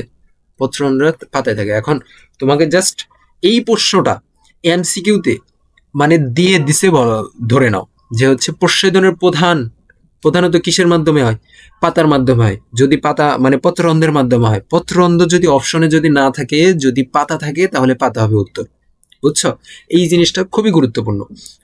আচ্ছা, এরপরে কি? এছাড়া কাণ্ড ও পাতার কিউটিকল, কাণ্ডের ত্বকে অবস্থিত লেন্টিসেল নামক এক বিশেষ ধরনের অঙ্গের মাধ্যমে অল্প পরিমাণ প্রচ্ছেদন হয়। আচ্ছা, কাণ্ড বলতে কি? আমরা নর্মালি গাছের কুশি বা আগা যেটাকে বলি না, সেটা হচ্ছে কাণ্ড। এরপরে কি? পাতার কিউটিকল। আমাদের পাতার উপরে আবরণ থাকে, গাছের পাতার উপরে এক ধরনের আবরণ আছে। সে আবরণটা কিসের? সে আবরণটা হচ্ছে এই কিউটিকলের আবরণ। ঠিক আছে। এবং কাণ্ডের ত্বকে অবস্থিত লেন্টিসেল নামক এক বিশেষ ধরনের অঙ্গের মাধ্যমে অল্প পরিমাণে প্রচ্ছেদন হয়। এখন লেন্টিসেল কি? দাঁড়াও আমি বলতেছি। প্রচ্ছেদন কোথায় সংগঠিত হচ্ছে তার ভিত্তিতে প্রচ্ছেদন তিন প্রকার, যথা পত্ররন্ধ্রীয় প্রচ্ছেদন, ত্বকীয় বা কিউটিকুলার প্রচ্ছেদন এবং লেন্টিকুলার প্রচ্ছেদন। এই তিনটা নাম তোমাদের একটু মুখস্থ করা লাগবে। কি কি প্রচ্ছেদনের কথা বলছে? যে ত্বকীয় প্রচ্ছেদন, পত্ররন্ধ্রীয় প্রচ্ছেদন, ত্বকীয় বা কিউটিকুলার প্রচ্ছেদন, লেন্টিকুলার প্রচ্ছেদন। প্রচ্ছেদন তিন প্রকার। কি কি? পত্ররন্ধ্রীয় প্রচ্ছেদন, ত্বকীয় বা কিউটিকুলার প্রচ্ছেদন, লেন্টিকুলার প্রচ্ছেদন। এখন এই যে এখানে লেখছে যে সাধারণত অণুবীক্ষণিক যন্ত্রের সাহায্যে পত্ররন্ধ্র বা খালি চোখে কাণ্ডের লেন্টিসেল সহজে দেখা যায়। এখানে একটু আমি ভুল পড়ছি, যে হচ্ছে সাধারণত অণুবীক্ষণ যন্ত্রের সাহায্যে পত্ররন্ধ্র দেখা যায়। মানে পত্ররন্ধ্র কোথায় থাকে? পাতাতে থাকে। এই পত্ররন্ধ্র অণুবীক্ষণ যন্ত্রের সাহায্যে দেখা যায়, কিন্তু লেন্টিসেল সহজে দেখা যায়। এখন আমি তোমাদেরকে লেন্টিসেল যদি দেখাই আমি তোমাদেরকে, এই যে লেন্টিসেল, সরি আমি এটা এইভাবে বড় করতে পারতেছি না, আমি এইভাবে বড় করি। হ্যাঁ, এই যে গাছটা দেখতে পাচ্ছ না, এই যে গাছের গায়ে এই যে খুদি যে দেখতে পাচ্ছ, এই যে খুদি ছোট ছোট, এগুলো হচ্ছে লেন্টিসেল। বোঝা গেছে? লেন্টিসেল কি? এই লেন্টিসেলের মাধ্যমে তারা পানি প্রশোধন করে, মানে কি পানি বাষ্পাকারে নির্গমন করে এই লেন্টিসেলের মাধ্যমে। তো আশা করি তোমরা বুঝতে পারছো। এখন আমি আবার রিক্যাপ করে দিই, একটা লাস্ট রিক্যাপ। হয়তোবা মনে হচ্ছে অনেক পড়া এর ভিতরে, আসলে এত পড়া নাই। আমি রিক্যাপ করে দিচ্ছি, একটু ছোট করে নিই। হ্যাঁ, ওকে। তাহলে কি? যে মাটির থেকে পানি এবং পানিতে দ্রবীভূত খনিজ লবণ কি? বিভিন্ন রকমের মৌলের নাম আমরা শিখছি না, যে hydrogen, helium, lithium, beryllium, boron, carbon. এর ভিতরে থেকে কিছু মৌল হচ্ছে খনিজ লবণ। শেষ। খনিজ লবণ কি? দেহে টেনে নেয়। তারপর কি? স্থলে বসবাসকারী উদ্ভিদগুলো কিসের সাহায্যে পানি শোষণ করে? মূলরোমের সাহায্যে। আর পানিতে নিমজ্জিত উদ্ভিদ সারা দেহে মাধ্যমে পানি শোষণ করে। এরপরে হচ্ছে কৈশিক পানি কি?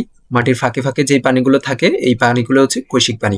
এই কৈশিক পানিগুলোকে কোন প্রক্রিয়ায় উদ্ভিদ তার নিজের দেহে টেনে নেয়? অভিস্রবণ প্রক্রিয়ায়। ঠিক আছে? শেষ। এই পৃষ্ঠা এখানেই শেষ। এরপরে এরপরে এরপরে অন্তঃবিস্রবণ। অন্তঃবিস্রবণ কি, যে হচ্ছে এই যে যে কোষের বাইরে অবস্থিত তরল পদার্থ যখন অর্ধবৃত্ত পর্দা ভেদ করে কোষের ভিতরে প্রবেশ করে তখন সেই প্রক্রিয়াকে কি বলা হয়, অন্তঃবিস্রবণ বলা হয়। এই যে এই জিনিসটা গুরুত্বপূর্ণ। কাণ্ডের জাইলেম, পাতায় যে পানি পরিবাহিত হচ্ছে কিসের মাধ্যমে, কাণ্ডের জাইলেমের মাধ্যমে পাতায় পানিটা পৌঁছাচ্ছে। হ্যাঁ, এরপরে কলের জাতীয় পদার্থ কি কি, এইখানে এটা গুরুত্বপূর্ণ। কলের জাতীয় পদার্থ স্টার্চ, সেলুলোজ, এগুলো মনে রাখা লাগবে কিন্তু। আর কি, জিলেটিনাস। শেষ। এরপরে ইমবাইবেশন কাকে বলে এই সংজ্ঞা দিয়ে দিবা। হাইড্রোফিলিক, হাইড্রো মানে কি, হাইড্রো মানে হচ্ছে পানি, আর ফিলিক মানে কি, আকর্ষণ। শেষ। এরপরে কি, কলের ধর্মীয় পদার্থ কাকে বলে। এরপরে যে খনিজ লবণের উৎস কি, খনিজ লবণের উৎস কি, উদ্ভিদের খনিজ লবণের উৎস কি, মাটিস্থ পানি। এরপরে এই যে এই জিনিসটা, এইটাকে আমরা কোন কালার দিয়ে দিব, আমার তো বুঝে আসতেছে না, এত পরিমাণে ইম্পর্টেন্ট এটা। হ্যাঁ, এত পরিমাণে ইম্পর্টেন্ট এটা যে লবণগুলো কেবল আয়ন হিসেবে শোষিত হয়। এরপরে কি, নিষ্ক্রিয় শোষণ, সক্রিয় শোষণ। এরপরে আছে কি, যে উদ্ভিদ মূল্যমের সাহায্যে, এটা দেওয়া গেল প্রসাধনের সংজ্ঞা পড়বা। এরপরে কি, উদ্ভিদ যে বায়ুমণ্ডলে যে পানিগুলো প্রসাধন আকারে বের করে দেয়, এটা কোন মাধ্যম মানে কি আকারে বাহির করে, বাষ্প আকারে বাহির করে, কি আকারে, বাষ্প আকারে বাহির করে দেয়, বাষ্প আকারে বাহির করে। ঠিক আছে। আচ্ছা, এরপরে প্রসাধন কয় প্রকার, 3 প্রকার। পত্ররন্ধ্রীয় প্রসাধন, ত্বকীয় বা কিউটিকুলার প্রসাধন, আর কি লেন্টিকুলার প্রসাধন। এর ভিতরে প্রসাধনের প্রধান অঙ্গ কি, এটা গুরুত্বপূর্ণ।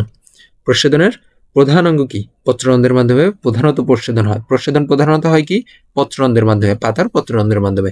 ঠিক আছে, এই তো গেল। এরপরে আর কিছু নাই না। প্রসাধনের পরীক্ষা, প্রয়োজনীয় উপকরণ, প্রসাধন যে হয় এটার একটা পরীক্ষা করবে এখানে। ঠিক আছে, এর জন্য যা যা প্রয়োজন, টবে লাগানো গাছ, টেবিল, পানি, পলিথিন, সুতা, ভেসলিন। পদ্ধতি, দুটি টবে লাগানো গাছ টেবিলের উপর রেখে গাছের গোড়ায় পরিমাণ মতো পানি দাও। একটি গাছকে পাতা যুক্ত রেখে পলিথিনে মোড়ক দিয়ে ঢেকে দাও। মানে এই যে পাতা, মানে একটা গাছে দেখো এই যে পাতা আছে, আরেকটা গাছে কি কোনো পাতা নাই, এবং পলিথিন দিয়ে দুইটাকেই কি করছে, পলিথিন দিয়ে দুইটাকেই পেঁচিয়ে দিছে, তাই না। তারপরে গাছের গোড়ায় পলিথিনটি সুতা দিয়ে বেঁধে, গাছের গোড়ায় পলিথিনটি সুতা দিয়ে বেঁধে ওই স্থানে ভ্যাসলিনের প্রলেপ দাও। মানে এই যে এই জায়গাটাতে বেঁধে তারপরে হচ্ছে ভ্যাসলিন দিয়ে প্রলেপ করে দিছে, যাতে করে হাওয়া না বাহির হইতে পারে বা ঢুকতে পারে। ঠিক আছে। এরপরে কি, অপর গাছটির পাতাগুলো ছিঁড়ে ফেলে একইভাবে প্রথম গাছটির মতো পলিথিনের মোড়ক দিয়ে ঢেকে ফেলো। ওই তো, গাছ দুটিকে সূর্যের আলোতে রাখো, বলছে গাছ দুইটাকে সূর্যের আলোতে রাখা লাগবে। এখন পর্যবেক্ষণ, কিছুক্ষণ পরে দেখবে পাতাযুক্ত গাছটির টবে পলিথিনের ভিতরে বিন্দু বিন্দু পানি জমে গেছে। মানে এই যে পাতাযুক্ত গাছ, এটার ভিতরে আমরা দেখতে পাবো কি, পলিথিনের উপর বিন্দু বিন্দু পানি জমেছে। কিন্তু পাতাবিহীন টব, এটা হচ্ছিল পাতাবিহীন টব, তাই না। এই পাতাবিহীন টবে পলিথিনের ভিতরে পানি জমবে না। পাতাযুক্ত গাছের টবে পলিথিনের ভিতরে কেন বিন্দু বিন্দু পানি জমেছে, এবং পাতাবিহীন টবের পলিথিনে কেন বিন্দু বিন্দু পানি জমেনি, এই পরীক্ষা থেকে তুমি কি প্রমাণ করলে, এবং তোমার এই পর্যবেক্ষণ থেকে তুমি কি সিদ্ধান্তে উপনীত হলে। সোজা কথা হচ্ছে, আমরা এখান থেকে কেন আমাদের এখানে পানি জমলো আর এইখানে কেন পানি জমলো না। এইখানে আমাদের পানি জমছে কারণ এখানে আমাদের প্রস্বেদনটা হয়েছে। ঠিক আছে, এখানে আমাদের প্রস্বেদনটা হয়েছে, আর এখানে আমাদের প্রস্বেদন হয় নাই, তাই আমাদের পানি জমে নাই। প্রথম কথা শেষ। দ্বিতীয় কথা হচ্ছে, কেন এখানে প্রস্বেদন হইল আর এইখানে প্রস্বেদন হইল না, কারণ প্রস্বেদনের প্রধান অঙ্গ কি, প্রধান অঙ্গ হচ্ছে পাতা। প্রধান অঙ্গ কি, প্রধান অঙ্গ হচ্ছে পাতা। যেই পাতা এইখানে আছে কিন্তু এইটাতে পাতা নাই, যার কারণে প্রস্বেদন হয় নাই। কথা শেষ।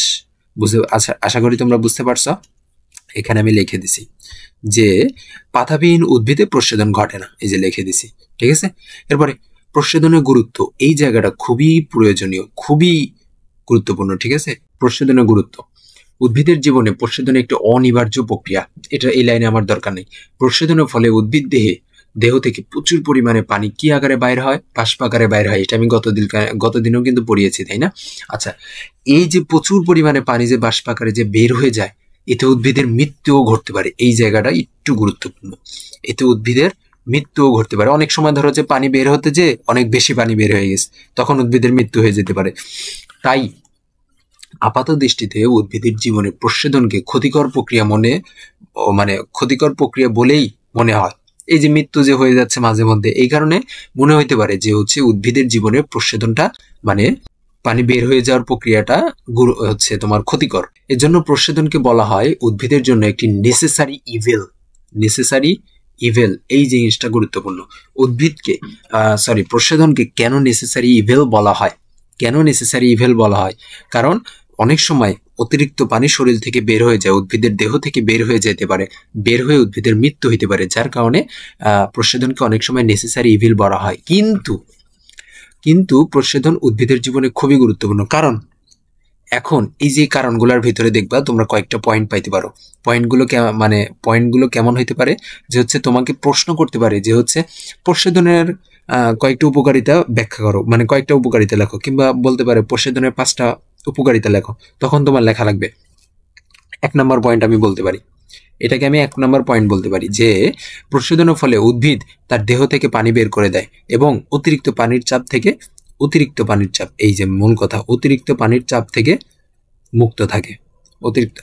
সুন্দর হলো না জিনিসটা, অতিরিক্ত পানির চাপ থেকে মুক্ত থাকে। ঠিক আছে, এইটা একটা পয়েন্ট শেষ। এটা আমার একটা পয়েন্ট হইতে পারে যে প্রস্বেদনের ফলে উদ্ভিদ তার দেহ থেকে পানি বের করে দিয়ে অতিরিক্ত পানির চাপ মুক্ত থাকে। একটা পয়েন্ট শেষ। 2 নম্বর পয়েন্ট হইতে পারে কি, এইটা আমি কালারটা চেঞ্জ করে নিই। এটা ছিল আমার 1 নম্বর পয়েন্ট, এটা হচ্ছে আমার 2 নম্বর পয়েন্ট। 2 নম্বর পয়েন্টটা এটা হতে পারে যে হচ্ছে প্রস্বেদনের ফলে কোষরসের ঘনত্ব বৃদ্ধি পায়।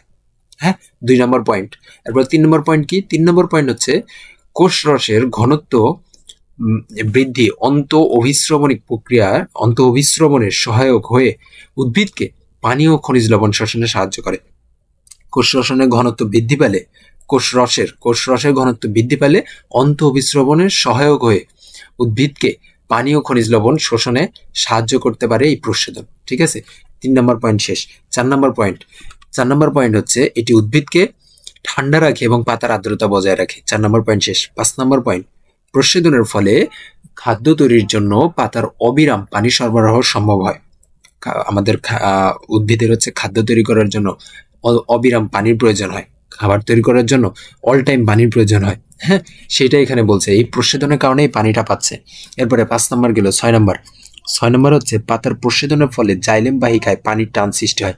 এখন কথা হচ্ছে জাইলেম বাহিকা কি, আমরা পরে পৃষ্ঠাতে পাবো। এছাড়াও আমি কিন্তু গত পর্বে বলে দিছি যে জাইলেম বাহিকার মাধ্যমে মূলরোম থেকে শোষিত পানিগুলো পাতায় যেয়ে পৌঁছায়। ঠিক আছে, এটা আমরা নিচে যে পাবো, আর একটু ডিটেইলসে পাবো জাইলেম বাহিকা সম্পর্কে। যে টান সৃষ্টি হয় তা মূলরোম কর্তৃক পানি শোষণ ও উদ্ভিদের শীর্ষে পরিবহনে সাহায্য করে। গেল এই 6টা পয়েন্ট আমরা বলতে পারি যে হচ্ছে প্রস্বেদনের গুরুত্ব। এই 6টা পয়েন্টকে আমরা প্রস্বেদনের গুরুত্ব বলতে পারি। ঠিক আছে, আশা করি তোমরা এই 6টা পয়েন্ট সহকারে নেসেসারি ইভিল কেন বলা হয় প্রস্বেদনকে, এটা তোমরা বুঝতে পারছো এবং মুখস্থ করে নেওয়া লাগবে এটা। ঠিক আছে, আচ্ছা, উদ্ভিদের প্রস্বেদন প্রক্রিয়ায় সালোক সংশ্লেষণ ও শ্বসনের মতো পরিবেশে তেমন কোনো প্রভাব রাখে না। উদ্ভিদের প্রস্বেদন প্রক্রিয়া সালোক সংশ্লেষণ ও শ্বসনের মতো পরিবেশে তেমন কোনো প্রভাব রাখে না। তবে পানির চক্রে বাষ্পীভবনে, অর্থাৎ ভূপৃষ্ঠের পানির জলীয় বাষ্প হিসাবে বায়ুমণ্ডলে প্রেরণ করতে স্থলজ উদ্ভিদের প্রস্বেদন প্রক্রিয়ায় ভূমিকা রাখে। প্রস্বেদনের ফলে প্রচুর পানি বাষ্পাকারে বায়ুমণ্ডলে পৌঁছায়। তার মানে এইটাকেও আমরা একটা পয়েন্ট বলতে পারি না, যে হচ্ছে এইখান থেকে যে পানি চক্রে বা বাষ্পীভবনে, এই একটা পয়েন্ট বলতে পারি যে বাষ্পীভবনে অর্থাৎ ভূপৃষ্ঠে পানি জলীয় বাষ্প হিসেবে বায়ুমণ্ডলে প্রেরণ করতে স্থলজ উদ্ভিদের প্রস্বেদনের ভূমিকা রয়েছে। 8 নম্বর গেল। 9 নম্বর পয়েন্ট কি, প্রস্বেদনের ফলে প্রচুর পরিমাণে পানি বাষ্পাকারে বায়ুমণ্ডলে পৌঁছায়। এখন এইখানে যে বললো পানি চক্রের কথা না, পানি চক্রটা কি জানো? পানি চক্র এই যে মেঘ থেকে বৃষ্টি পড়তেছে, তাই না?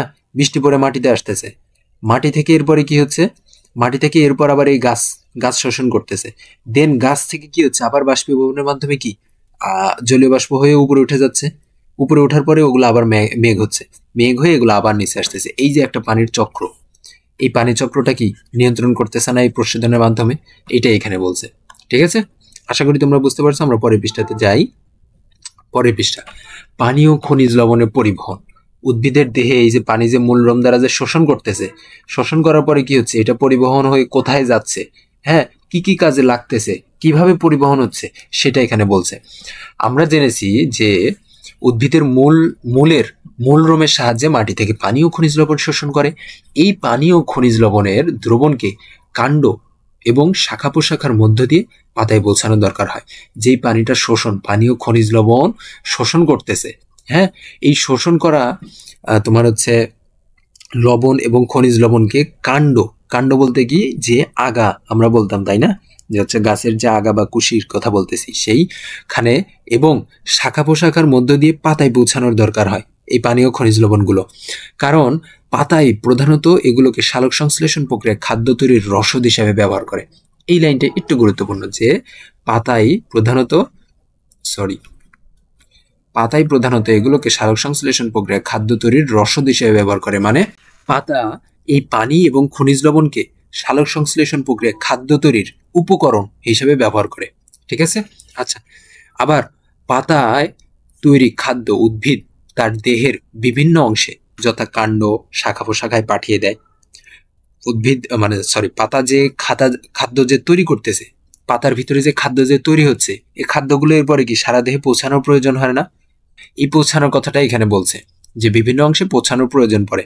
আচ্ছা, উদ্ভিদের মূলরোম দ্বারা শোষিত পানি এবং খনিজ লবণ মূল থেকে পাতায় পৌঁছানো এবং পাতায় তৈরি খাদ্যবস্তু সারা দেহে ছড়িয়ে পড়াকে পরিবহন বলে।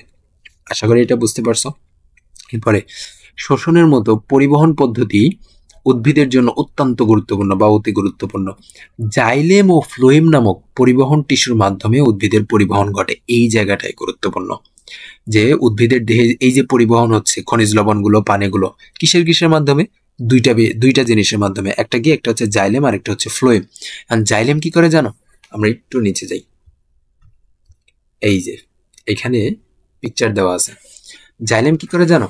জাইলেম এই যে মাটি থেকে মূলরোমের সাহায্যে শোষিত পানি এটা উপরের দিকে তুলে জাইলেম। এই যে একটা পাতা, এই পাতার ভিতরে নিয়ে চলে যায় জাইলেম, বুঝছো? এই পাতার ভিতরে নিয়ে চলে যায় জাইলেম। তাহলে জাইলেমের কাজ কি? জাইলেমের কাজ হচ্ছে ঊর্ধ্বমুখী, হ্যাঁ, ঊর্ধ্বমুখী কাজ। ঊর্ধ্বমুখী পরিবহন করতেছে কে? জাইলেম। এরপরে তোমার যে খাদ্যটা তৈরি হলো পাতাতে, এই যে পাতায় খাদ্য তৈরি হচ্ছে, তৈরি হওয়ার পরে কি সারা দেহে পৌঁছানোর প্রয়োজন হয় না? এই যে সারা দেহে পৌঁছাচ্ছে, এদিক দিয়ে নামতেছে, আবার উপরের দিকে উঠতেছে। এই সারা দেহে যে পৌঁছাচ্ছে, এই সারা দেহে পৌঁছাচ্ছে কোনটা? সারা দেহে পৌঁছাচ্ছে ফ্লোয়েম। সারা দেহে পৌঁছাচ্ছে কি? ফ্লোয়েম। এটাই এখানে বলছে যে জাইলেমের মাধ্যমে মূল দ্বারা শোষিত পানি পাতায় যায় এবং ফ্লোয়েম দ্বারা পাতায় উৎপন্ন তরল খাদ্য সারা দেহে পরিবাহিত হয়। আশা করি তোমরা জাইলেম কি ফ্লোয়েম কি বুঝতে পারছো, হ্যাঁ? আচ্ছা, সুতরাং জাইলেম এবং ফ্লোয়েম হলো উদ্ভিদের পরিবহনের পথ। উদ্ভিদের পরিবহন প্রক্রিয়াটি নিম্নলিখিতভাবে সম্পন্ন হয়। উদ্ভিদের মূলরোম দিয়ে পানি অভিস্রবণ প্রক্রিয়ায় এবং পানিতে দ্রবীভূত খনিজ লবণ নিষ্ক্রিয় ও সক্রিয় শোষণ পদ্ধতিতে শোষিত হয়ে জাইলেম টিস্যুতে পৌঁছায়। এতটুকু কিন্তু আমরা গতকালকে পড়ছি, হ্যাঁ? এরপরে জাইলেমের মাধ্যমে উদ্ভিদ দেহে রসের ঊর্ধ্বমুখী বহন হয়। এটা তো এইমাত্র বুঝলাম, ঊর্ধ্বমুখী পরিবহন হয়। আচ্ছা, ফ্লোয়েমের মাধ্যমে পাতায় তৈরি খাদ্য রসের উভমুখী পরিবহন হয়। উভমুখী মানে কি? মানে উপরের দিকেও যায়, নিচের দিকেও যায়। সোজা কথা বলতে গেলে সারা দেহে পৌঁছায়। ঠিক আছে? এরপরে উদ্ভিদের সংবহন বা পরিবহন বলতে প্রধানত ঊর্ধ্বমুখী বহন ও নিম্নমুখী পরিবহনকে বোঝায়। এই লাইন আমার দরকার নাই। এরপরে মাটি থেকে মূলরোমের দ্বারা শোষিত পানি ও খনিজ লবণের দ্রবণ যে জাইলেম বাহিকার মধ্য দিয়ে পাতায় পৌঁছায় তা একটি পরীক্ষার মাধ্যমে প্রমাণ করা যায়। আচ্ছা, এখানে কি বলছে? বলছে হচ্ছে এই যে মাটি থেকে যে মূলরোমের সাহায্যে পানি ও খনিজ লবণ যে বিভিন্ন পাতায় যাচ্ছে, আবার পাতা থেকে বিভিন্ন জায়গায় যাচ্ছে, হ্যাঁ, জাইলেম বাহিকার মাধ্যমে যে পাতায় যাচ্ছে মাটি থেকে, এই জিনিসটা প্রমাণ করা যায়। এই প্রমাণটা নিচে দেওয়া আছে। প্রমাণটাকে জন্য কি কি প্রয়োজন? এজন্য প্রয়োজন পেপারোমিয়া উদ্ভিদ। এই গাছের কাণ্ড ও মধ্যশিরা স্বচ্ছ, যার কারণে দেখা যায় সবকিছু। এখন পেপারোমিয়া উদ্ভিদ কোনটা? এই যে পেপারোমিয়া উদ্ভিদ, এই যে পেপারোমিয়া উদ্ভিদ, আমি পিকচার নিয়ে আসছি সুন্দর করে দেখানোর জন্য। এই পেপারোমিয়া উদ্ভিদ, বুঝছো? আচ্ছা, এখন আমরা এটা দেখি। কাজ, প্রয়োজনীয় উপকরণ: দোপাটি বা পেপারোমিয়া উদ্ভিদ, বোতল, তুলা, লাল রং, পানি। পদ্ধতি: একটি নরম কাণ্ডের দোপাটি অথবা পেপারোমিয়া উদ্ভিদ মাটি থেকে মূল সহ তুলে মূলগুলো পানিতে ভালো করে ধুয়ে নিতে হবে এবং একটি বোতলে পানি নিয়ে তাতে কয়েক ফোঁটা লাল রং মেশাতে হবে, যাতে করে আমরা দেখতে পাই যে যখন এই মূলরোমের সাহায্যে যখন এই পানিগুলো শোষণ করবে, তার মানে পানির সাথে কি রংকৃত পানি বা লাল রংকৃত পানি তো শোষণ করতেছে। তার মানে সে যখন তার শরীরের ভিতরে এই পানি যখন শোষণ করবে, তখন তার শরীরে লাল রং ভেসে উঠবে, যেটা আমরা দেখতে পাবো। হ্যাঁ, লাল রং কেন ভেসে উঠতেছে? কারণ এর কাণ্ড ও মধ্যশিরা স্বচ্ছ। লাল রং যাতে ভেসে উঠে, আমরা যাতে দেখতে পাই, এই কারণে কিন্তু আমরা পেপরোমিয়া গাছ ব্যবহার করতেছি। ঠিক আছে, এরপরে কি, এবার গাছের মূল সহ অংশটি রঙিন পানিতে ডুবিয়ে রাখতে হবে। কয়েক ঘন্টা পর দেখা যাবে যে কাণ্ড এবং পাতার শিরাগুলো লাল রং ধারণ করেছে, মানে কাণ্ড এবং পাতার শিরাগুলো লাল রং ধারণ করেছে। গাছটি বোতল থেকে তুলে কাণ্ডের প্রস্থচ্ছেদ বা লম্বচ্ছেদ, মানে সোজা কথা বলছে, কাটতে বলছে। গাছটা বোতল থেকে তুলে কাণ্ডে কাটতে বলছে। কেটে অণুবীক্ষণ যন্ত্রে দেখো এবং তা লিপিবদ্ধ করো। তোমরা পর্যবেক্ষণ থেকে, মানে তোমার পর্যবেক্ষণ থেকে তুমি কি সিদ্ধান্তে উপনীত হলে, এতে কি প্রমাণিত হলো? আচ্ছা, এটা আরো ভালো করে বোঝানোর জন্য আমি পুরো একটা ভিডিও নিয়ে চলে আসছি। আশা করি এটা তোমাদের দেখার মাধ্যমে তোমাদের উপকার হবে। ওকে, আমরা তাহলে দেখি, এই যে পানি দিয়ে দিচ্ছে, রংকৃত পানি। আচ্ছা, এবার নাড়ায় দিছে। এখন এই যে গাছগুলো, হ্যাঁ, গাছগুলো দিবে এখন, এই যে দিছে। এটা কিন্তু পেপরোমিয়া উদ্ভিদ না, হ্যাঁ, এটা জাস্ট অন্য কোনো গাছ। এটা গোলাপ দেখা যাচ্ছে, এই দেখো গোলাপগুলো আস্তে আস্তে নীল হয়ে যাচ্ছে, দেখছো? এই যে নীল হয়ে গেছে, এই যে গোলাপগুলো নীল হয়ে গেছে। তার মানে কি, এই রংকৃত পানি শোষণ করতেছে উদ্ভিদ। বুঝছো কি? জাইলেমের মাধ্যমে পাতাতে চলে গেছে। বুঝছো? আশা করি তোমরা বুঝতে পারছো। আমি যদি আরো একবার দেখাই,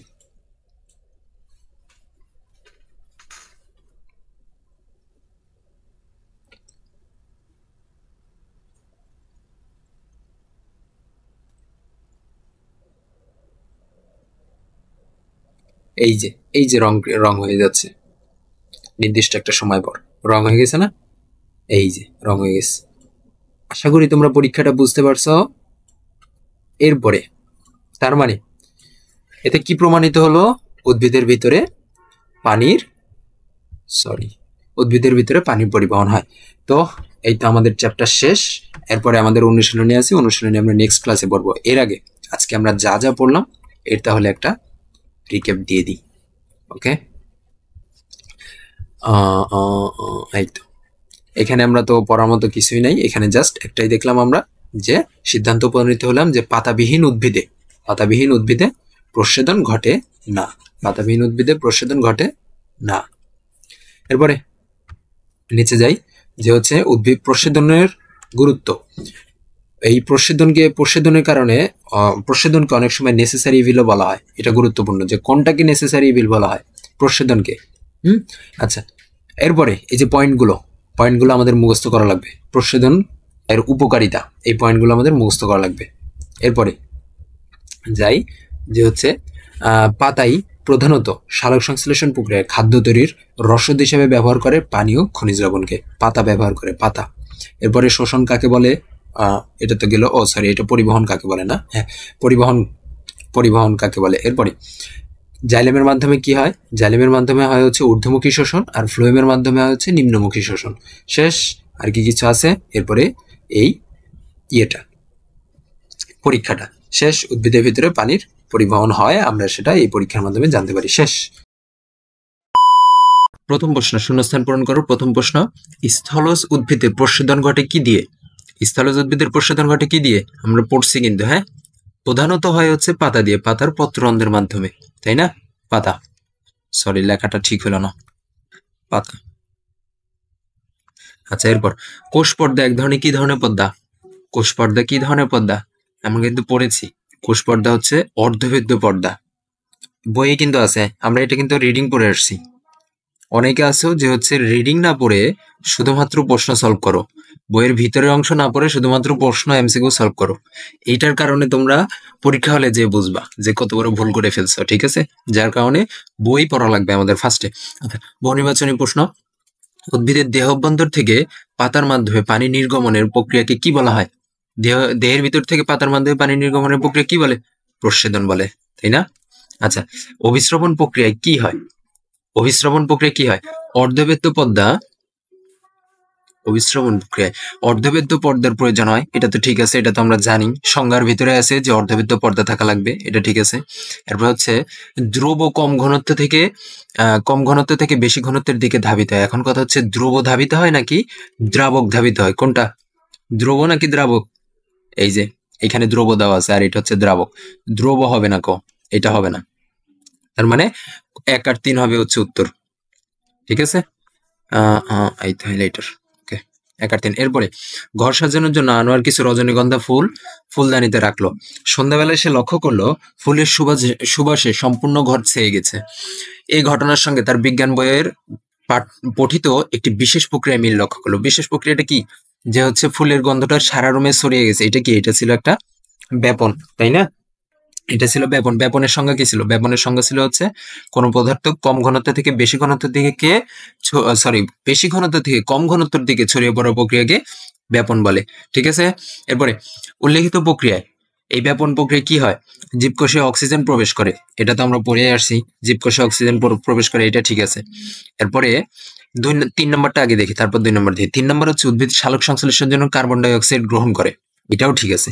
কিন্তু এই 3 নাম্বারটা দেখে তোমাদের মনে হইতে পারে যে উদ্ভিদ দেহ থেকে পানি বের করে দেয়, এটা তো আমরা শুনছি প্রস্বেদন, এটা তো আমরা পড়ছি প্রস্বেদন, তাহলে মনে হয় প্রস্বেদনে হবে। কিন্তু এইটা কিন্তু প্রস্বেদন হবে, এটা ঠিক আছে, কিন্তু প্রস্বেদনটা এক প্রকারের ব্যাপন। প্রস্বেদন কি? প্রস্বেদন হচ্ছে এক প্রকারের ব্যাপন, যার কারণে এইটাও ব্যাপন প্রক্রিয়ার অংশ, ঠিক আছে। এই 2 নম্বর পয়েন্ট নিয়ে একটু ঝামেলা বাঁধবে, এদের আমাদের মনে রাখা লাগবে প্রস্বেদন এক প্রকারের ব্যাপন, তার মানে উত্তর আসতেছে কত? উত্তর আসতেছে ঘ নম্বর, ঠিক আছে।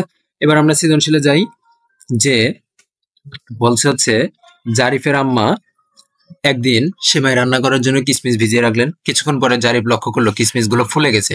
অন্যদিকে জারিফের বোন রং তুলি দিয়ে ছবি আঁকছিল। এ সময় হঠাৎ করে রং তুলিতে থাকা কিছুটা রং গ্লাসের পানির মধ্যে পড়ে পুরো পানিতে ছড়িয়ে গেল। আচ্ছা, এখন আমরা এখানে এই যে পুরো পানিতে যে ছড়িয়ে গেল, গ্লাসের পানিতে যে ছড়িয়ে গেল, এটা কি হইলো? এটা হইলো কিন্তু ব্যাপন। আর এই যে কিশমিশ যে ফুলে উঠতেছে, এটা কি? এটা হচ্ছে অভিস্রবণ প্রক্রিয়া, তাই না? আশা করি বুঝতে পারছো। এখন আমরা সলভ করি। ভেদ্য পর্দা কাকে বলে? ভেদ্য পর্দা কাকে বলে আমরা কিন্তু পড়ছি, এটার সংজ্ঞা কিন্তু আমরা পড়ে আসছি। ভেদ্য পর্দা কি? যে পর্দাকে দ্রব দ্রাবক উভয়ই তোমার হচ্ছে করতে পারে, ভেদ করতে পারে, সেটাই কি ভেদ্য পর্দা, তাই না? তাহলে শেষ ভেদ্য পর্দা। এখন বলছে হচ্ছে ইম্বাইবেশন কাকে বলে? ইম্বাইবেশন কাকে বলে এটা আমরা 28 পৃষ্ঠাতে গেলে পাবো, কিন্তু পড়ে আসছি আমরা 28 পৃষ্ঠা, 28 পৃষ্ঠা 30, এই যে 28 পৃষ্ঠা, এই যে এতখানি অংশ দিয়ে দিলে ইম্বাইবেশন শেষ। এখন এখানে এটা দিয়ে দিলে কিন্তু এনাফ। আর আমি সবসময় বলি, আমি সবসময় প্রিফার করি যে হচ্ছে বই থেকে তোমরা পড়বা, গাইড থেকে পড়বা না। কারণ গাইডেরটা আজকে মনে থাকবে, 2 দিন পরে আর মনে থাকবে না, কিন্তু বইটা অল টাইম মনে থাকবে। কারণ আমাদের মেইন ইয়ে হচ্ছে বই। গাইড আমাদের এক এক সময় এক একটা পড়া লাগে, কিন্তু আমাদের মেইন ইয়াটা কি? মেইন ইয়াটা হচ্ছে বই। আচ্ছা, এরপরে ইম্বাইবেশন বলতে কি বোঝায়? এই তো উত্তরটা আমি দিয়ে দিছি। এরপরে আরো সুন্দর করে গোছানো আছে এইখানে, কই, ও সরি আনি নাই, তার মানে ওইটাই। আমি তো ইম্বাইবেশন বলতে কি বোঝো, তার মানে ওইটা দিয়ে দিবা, শেষ। ওকে, ওইটা কিন্তু আমি আগেই বুঝাই দিছি, তাই না? আগে ভিডিও গুলোতে আমি বুঝাই দিছি যে ইম্বাইবেশন বলতে কি বোঝায়, হ্যান ত্যান সাতসূত্র যা আছে সব আমি এখানে কিন্তু বুঝাইছি। এরপরে গ নম্বর বলছে কোন প্রক্রিয়া জারিফের বোনের রং পানিতে ছড়িয়ে পড়লো? আমরা কিন্তু দেখলাম যে ব্যাপনের মাধ্যমে পানিতে ছড়িয়ে পড়ছে, এটা তো আমরা জানি। এখন বলছে ব্যাখ্যা করতে, একটু গোছায়া জাস্ট লিখে দিবা, এই যে জারিফের বোনের রং ব্যাপন প্রক্রিয়া ছড়িয়ে গেল একই তাপমাত্রা ও বায়ুমণ্ডলে, এটা দিয়েছে হচ্ছে ব্যাপনের সংজ্ঞা। এরপরে কি হয়েছে, যে হচ্ছে জারিফের বোন যখন রং তুলি দিয়ে কাজ করছিল তখন এক ফোঁটা রং, এই তো সংজ্ঞা দিছে এতখানি পর্যন্ত। যেহেতু রঙের ফোঁটার ঘনত্ব পানির তুলনায় অধিক, তাই ঘনত্ব সর্বত্র সমান না হওয়া পর্যন্ত বিস্তার লাভ করতে থাকে। এভাবে যখন দ্রাবকের সর্বত্র পদার্থটির ঘনত্ব এটি সমান হয়ে যায় তখন ব্যাপন প্রক্রিয়া বন্ধ হয়ে যায়। তো এই প্রশ্নগুলো অনেক ইজি, এই চ্যাপ্টারের প্রশ্নগুলো, তাই না? আচ্ছা, শেষ। এরপরে আরেকটা কি আছে? এরপরে আছে হচ্ছে ঘ নম্বরে কি বলছে, যে হচ্ছে জারিফের লক্ষ্য করা কিসমিস ফুলে যাওয়ার প্রক্রিয়াটি উদ্ভিদের জন্য গুরুত্বপূর্ণ কেন? ব্যাখ্যা করো। জারিফের এই যে কিসমিসটা যে ফুলে যাচ্ছে, এটা কি প্রক্রিয়া? এটা হচ্ছে অভিস্রবণ প্রক্রিয়া। এখন অভিস্রবণ প্রক্রিয়াটা কেন উদ্ভিদের জন্য গুরুত্বপূর্ণ এটা বলছে এখানে। এই যে জারিফের লক্ষ্য করা কিসমিসের ফুলে ওঠার কারণটি ছিল অভিস্রবণ প্রক্রিয়া। এই প্রক্রিয়ায় দ্রাবক কম ঘনত্বের দ্রবণ থেকে অধিক ঘনত্বের দ্রবণের দিকে ব্যাপিত হয়, যেটা তো আমরা দেখতে পাচ্ছি কিসমিসের ভিতরে ঘনত্ব কি বেশি আর বাহিরে কি পানির ঘনত্ব কম, যার কারণে কম ঘনত্ব থেকে বেশি ঘনত্বের দিকে যাচ্ছে। এরপরে কি, এরপর হচ্ছে অভিস্রবণ প্রক্রিয়া উদ্ভিদের জন্য খুবই গুরুত্বপূর্ণ। এগুলো একটু গোছায় লিখছে আর কি। কারণ উদ্ভিদের মূল ও মূলরমের সাহায্যে মাটি থেকে পানি, খনিজ লবণ পরিশোষণ করে অভিস্রবণ প্রক্রিয়ায়। আচ্ছা, কি এই যে এটা গুরুত্বপূর্ণ, পানি এবং খনিজ লবণ মূলরমের সাহায্যে কোন প্রক্রিয়ায় পরিশোষণ করতেছে? এই যে অভিস্রবণ প্রক্রিয়া। এই কারণে উদ্ভিদের জন্য গুরুত্বপূর্ণ এটা, এই অভিস্রবণ প্রক্রিয়াটা। অভিস্রবণ প্রক্রিয়া না ঘটলে উদ্ভিদের পানি ও খনিজ লবণ শোষণ করতে পারবে না। আর পানি ও খনিজ লবণ শোষণ করতে না পারলে উদ্ভিদের সকল শারীরবৃত্তীয় কার্যাবলী বন্ধ হয়ে যাবে। ফলে উদ্ভিদের বৃদ্ধি ও পরিবর্ধনের জন্য প্রয়োজনীয় পানি ও খনিজ লবণের অভাব দেখা যাবে। এছাড়া পত্ররন্ধ্র খোলা ও বন্ধ হওয়া অভিস্রবণ প্রক্রিয়া নিয়ন্ত্রিত হয়। পত্ররন্ধ্র খোলা, ওই যে আমরা যে পড়ছিলাম না যে হচ্ছে, এটা কি অভিস্রবণে পড়ছিলাম? না না, প্রসাধনে পড়ছিলাম মনে হয়। আচ্ছা, সোজা কথা হচ্ছে দুইটা পয়েন্ট এখানে পাইছো। একটা হচ্ছে যে পানি ও খনিজ লবণ পরিশোষণ করা হয় হচ্ছে অভিস্রবণ প্রক্রিয়ায়, আর পত্ররন্ধ্র খোলা ও বন্ধ হয়ে অভিস্রবণ প্রক্রিয়া নিয়ন্ত্রিত হয়। তাই প্রসাধনের হার নিয়ন্ত্রণের জন্য উদ্ভিদে অভিস্রবণের প্রয়োজন। শেষ। এরপরে গ ঘ শেষ। তার মানে আমাদের এবার এখন আমরা 2 নম্বর সৃজনশীল যদি শুরু করি, যে হচ্ছে বিদ্যালয় থেকে বাসায় ফিরে আদিবা লক্ষ্য করলো টবে থাকা গাছগুলো সব নেতিয়ে পড়েছে। বিকালবেলা সে গাছগুলোতে পানি দিল, পরদিন সকালে দেখলো গাছগুলো সতেজতা ফিরে পেয়েছে। প্রথম প্রশ্ন হচ্ছে ব্যাপন কাকে বলে? ব্যাপনের সংজ্ঞা কি? এটা কিন্তু ইয়েতে কিন্তু দেখাইছি, আমি যখন পড়াইছি তখন কিন্তু দেখাইছি, যখন থিওরি গুলো পড়াইছি। এছাড়াও ব্যাপনের সংজ্ঞা কি বলতে পারো? যে হচ্ছে একই তাপমাত্রায়, মানে তাপমাত্রা চেঞ্জ হওয়া যাবে না, একই তাপমাত্রায় বেশি ঘনত্বের স্থান থেকে কম ঘনত্বের স্থানের দিকে কোনো পদার্থে ছড়িয়ে পড়ার প্রক্রিয়াকে ব্যাপন বলে। শেষ। প্রসাধনকে কেন নেসেসারি ইভিল বলা হয়? এটা কিন্তু গুরুত্বপূর্ণ, আমি আগেই বলছিলাম। আর এইটা আমি এখানে একটু গোছায় নিয়ে আসছি, আমি এটা এই এই যে প্রসাধন প্রক্রিয়া উদ্ভিদ তার দেহ থেকে পানি বের করে অতিরিক্ত পানির চাপ থেকে নিজেকে মুক্ত করে। এই প্রক্রিয়া যদি উদ্ভিদ দেহ থেকে প্রচুর পানি বাষ্প আকারে বেরিয়ে যায়, তবে উদ্ভিদের মৃত্যুও হইতে পারে। তাই আপাত দৃষ্টিতে প্রসাধনকে উদ্ভিদের জীবনে ক্ষতিকর প্রক্রিয়া বলেই মনে হয়। এজন্য প্রসাধনকে উদ্ভিদের জন্য একটি নেসেসারি ইভিল বলা হয়। ইজি প্রশ্ন একদম। এরপরে, টবে থাকা গাছগুলো নেতিয়ে পড়ার কারণ ব্যাখ্যা করো। টবে থাকা গাছগুলো কেন নেতিয়ে পড়েছে? কারণ টবে থাকা যে পানিগুলো ছিল, এই পানিগুলো সব কিন্তু বের হয়ে গেছিল। এই যে টবে থাকা গাছগুলো নেতিয়ে পড়ার কারণ হচ্ছে মাটিতে প্রয়োজনীয় পানি বা রসের অভাব। কেননা উদ্ভিদের মূল ও মূলরমের সাহায্যে মাটির কোণার ফাঁক থেকে কৈশিক পানি শোষণ করে এবং এতে উদ্ভিদের দেহ সজীব হয়ে ওঠে। অন্যদিকে টবের গাছগুলোর প্রসাধন প্রক্রিয়ায় দেহ থেকে পানি বাষ্পাকারে সব বের করে দিয়েছিল। দেওয়ার পরে মাটিতে আর পানি ছিল না। ফলে যে অনুপাতে পানি বেরিয়ে যায় সে অনুপাতে মূল ও মূলরমের সাহায্যে প্রয়োজনীয় পানি শোষণ করে ঘাটতি পূরণ করতে পারে নাই গাছটা। এজন্য টবের গাছগুলো নেতিয়ে পড়েছিল। বুঝতে পারছো? এরপরে পরবর্তীতে গাছগুলো কিভাবে সতেজতা ফিরে পেল? সতেজতা ফিরে পেল? কেননা গাছটি টবে থাকায় প্রাকৃতিকভাবে মাটির কোণা থেকে কৈশিক পানি পায় না। গাছটা যেহেতু টবের ভিতরে লাগানো আছে, নর্মাল তোমার হচ্ছে মাটিতে লাগানো নাই, টবের ভিতরে লাগানো আছে, যার কারণে হচ্ছে প্রাকৃতিকভাবে মাটির কোণার ফাঁকে ফাঁকে যে কৈশিক পানিগুলো ছিল সেগুলো সে পায় নাই। কৃত্রিমভাবে টবের গাছে পানি না দিলে টবের গাছ পানি বা রসের অভাবে নেতিয়ে যায়। কারণ প্রসাধন প্রক্রিয়ায় একদিকে উদ্ভিদের দেহ থেকে বাষ্পাকারে পানি বেরিয়ে যায়, কিন্তু অভিস্রবণ প্রক্রিয়ায় প্রয়োজনীয় পানি শোষণ করতে না পারে গাছ নেতিয়ে পড়ে। এই অবস্থা চলতে থাকলে একসময় টবের গাছ মারা যাবে। এরপরে কি? তারপরে জাস্ট এটা দিছে যে যখন আদিবা তার নেতিয়ে পড়া টবের গাছে পানি দিল, তখন টবের গাছটি অভিস্রবণ প্রক্রিয়ায় পানি শোষণ করছে। এটা তো ঠিক আছে। এতে প্রসাধন প্রক্রিয়ায় বেরিয়ে যাওয়া পানির ঘাটতি পূরণ হওয়ায় গাছগুলো সতেজতা ফিরে পেল। সুতরাং আলোচনা থেকে এটা প্রতীয়মান হয় যে প্রয়োজনীয় পানি বা রসের অভাবে উদ্ভিদ নেতিয়ে পড়ে এবং যখনই প্রয়োজনীয় বা রস পায় তখনই উদ্ভিদ আবার সতেজতা ফিরে পায়। এইটাই ছিল। এরপরে মনে হয় একটা আমাদের প্রজেক্ট দিছে যে একটা টবে মরিচ বা টমেটো গাছ লাগাও এবং টবে ইউরিয়ার ঘন দ্রবণ দাও, কয়দিন পরে পর্যবেক্ষণ করো চারা গাছটির কি অবস্থা হয়েছে। পর্যবেক্ষণে যা দেখবা তা লিপিবদ্ধ করো এবং এর কারণ লেখো। এটি কি প্রমাণ করে তা শিক্ষকের সাথে আলোচনা করো। তোমরা এই পর্যবেক্ষণ থেকে তুমি তোমার এলাকার কৃষক ভাইদের কি উপদেশ দিবে? আচ্ছা, তোমার ধরো এই একটা টব, হ্যাঁ, সরি আমি সুন্দর করে আঁকাতে পারি না। এই একটা টব ধরো, এই একটা টব, হ্যাঁ, এই টবের ভিতরে ধরো এই গাছ উঠে গেছে, এখন কেমন গাছ হয়েছে এটা আমি জানি না ভাই, কোনো মতে গাছ একটা তুলে দিলাম। এখন দেওয়ার পরে তোমাকে বলছে ইউরিয়াটা এই দ্রবণে, এই দিক দিয়ে ইউরিয়া দ্রবণটা দিতে। হ্যাঁ, এখন কথা হচ্ছে এই ইউরিয়া দ্রবণ দিলে কি হবে জানো?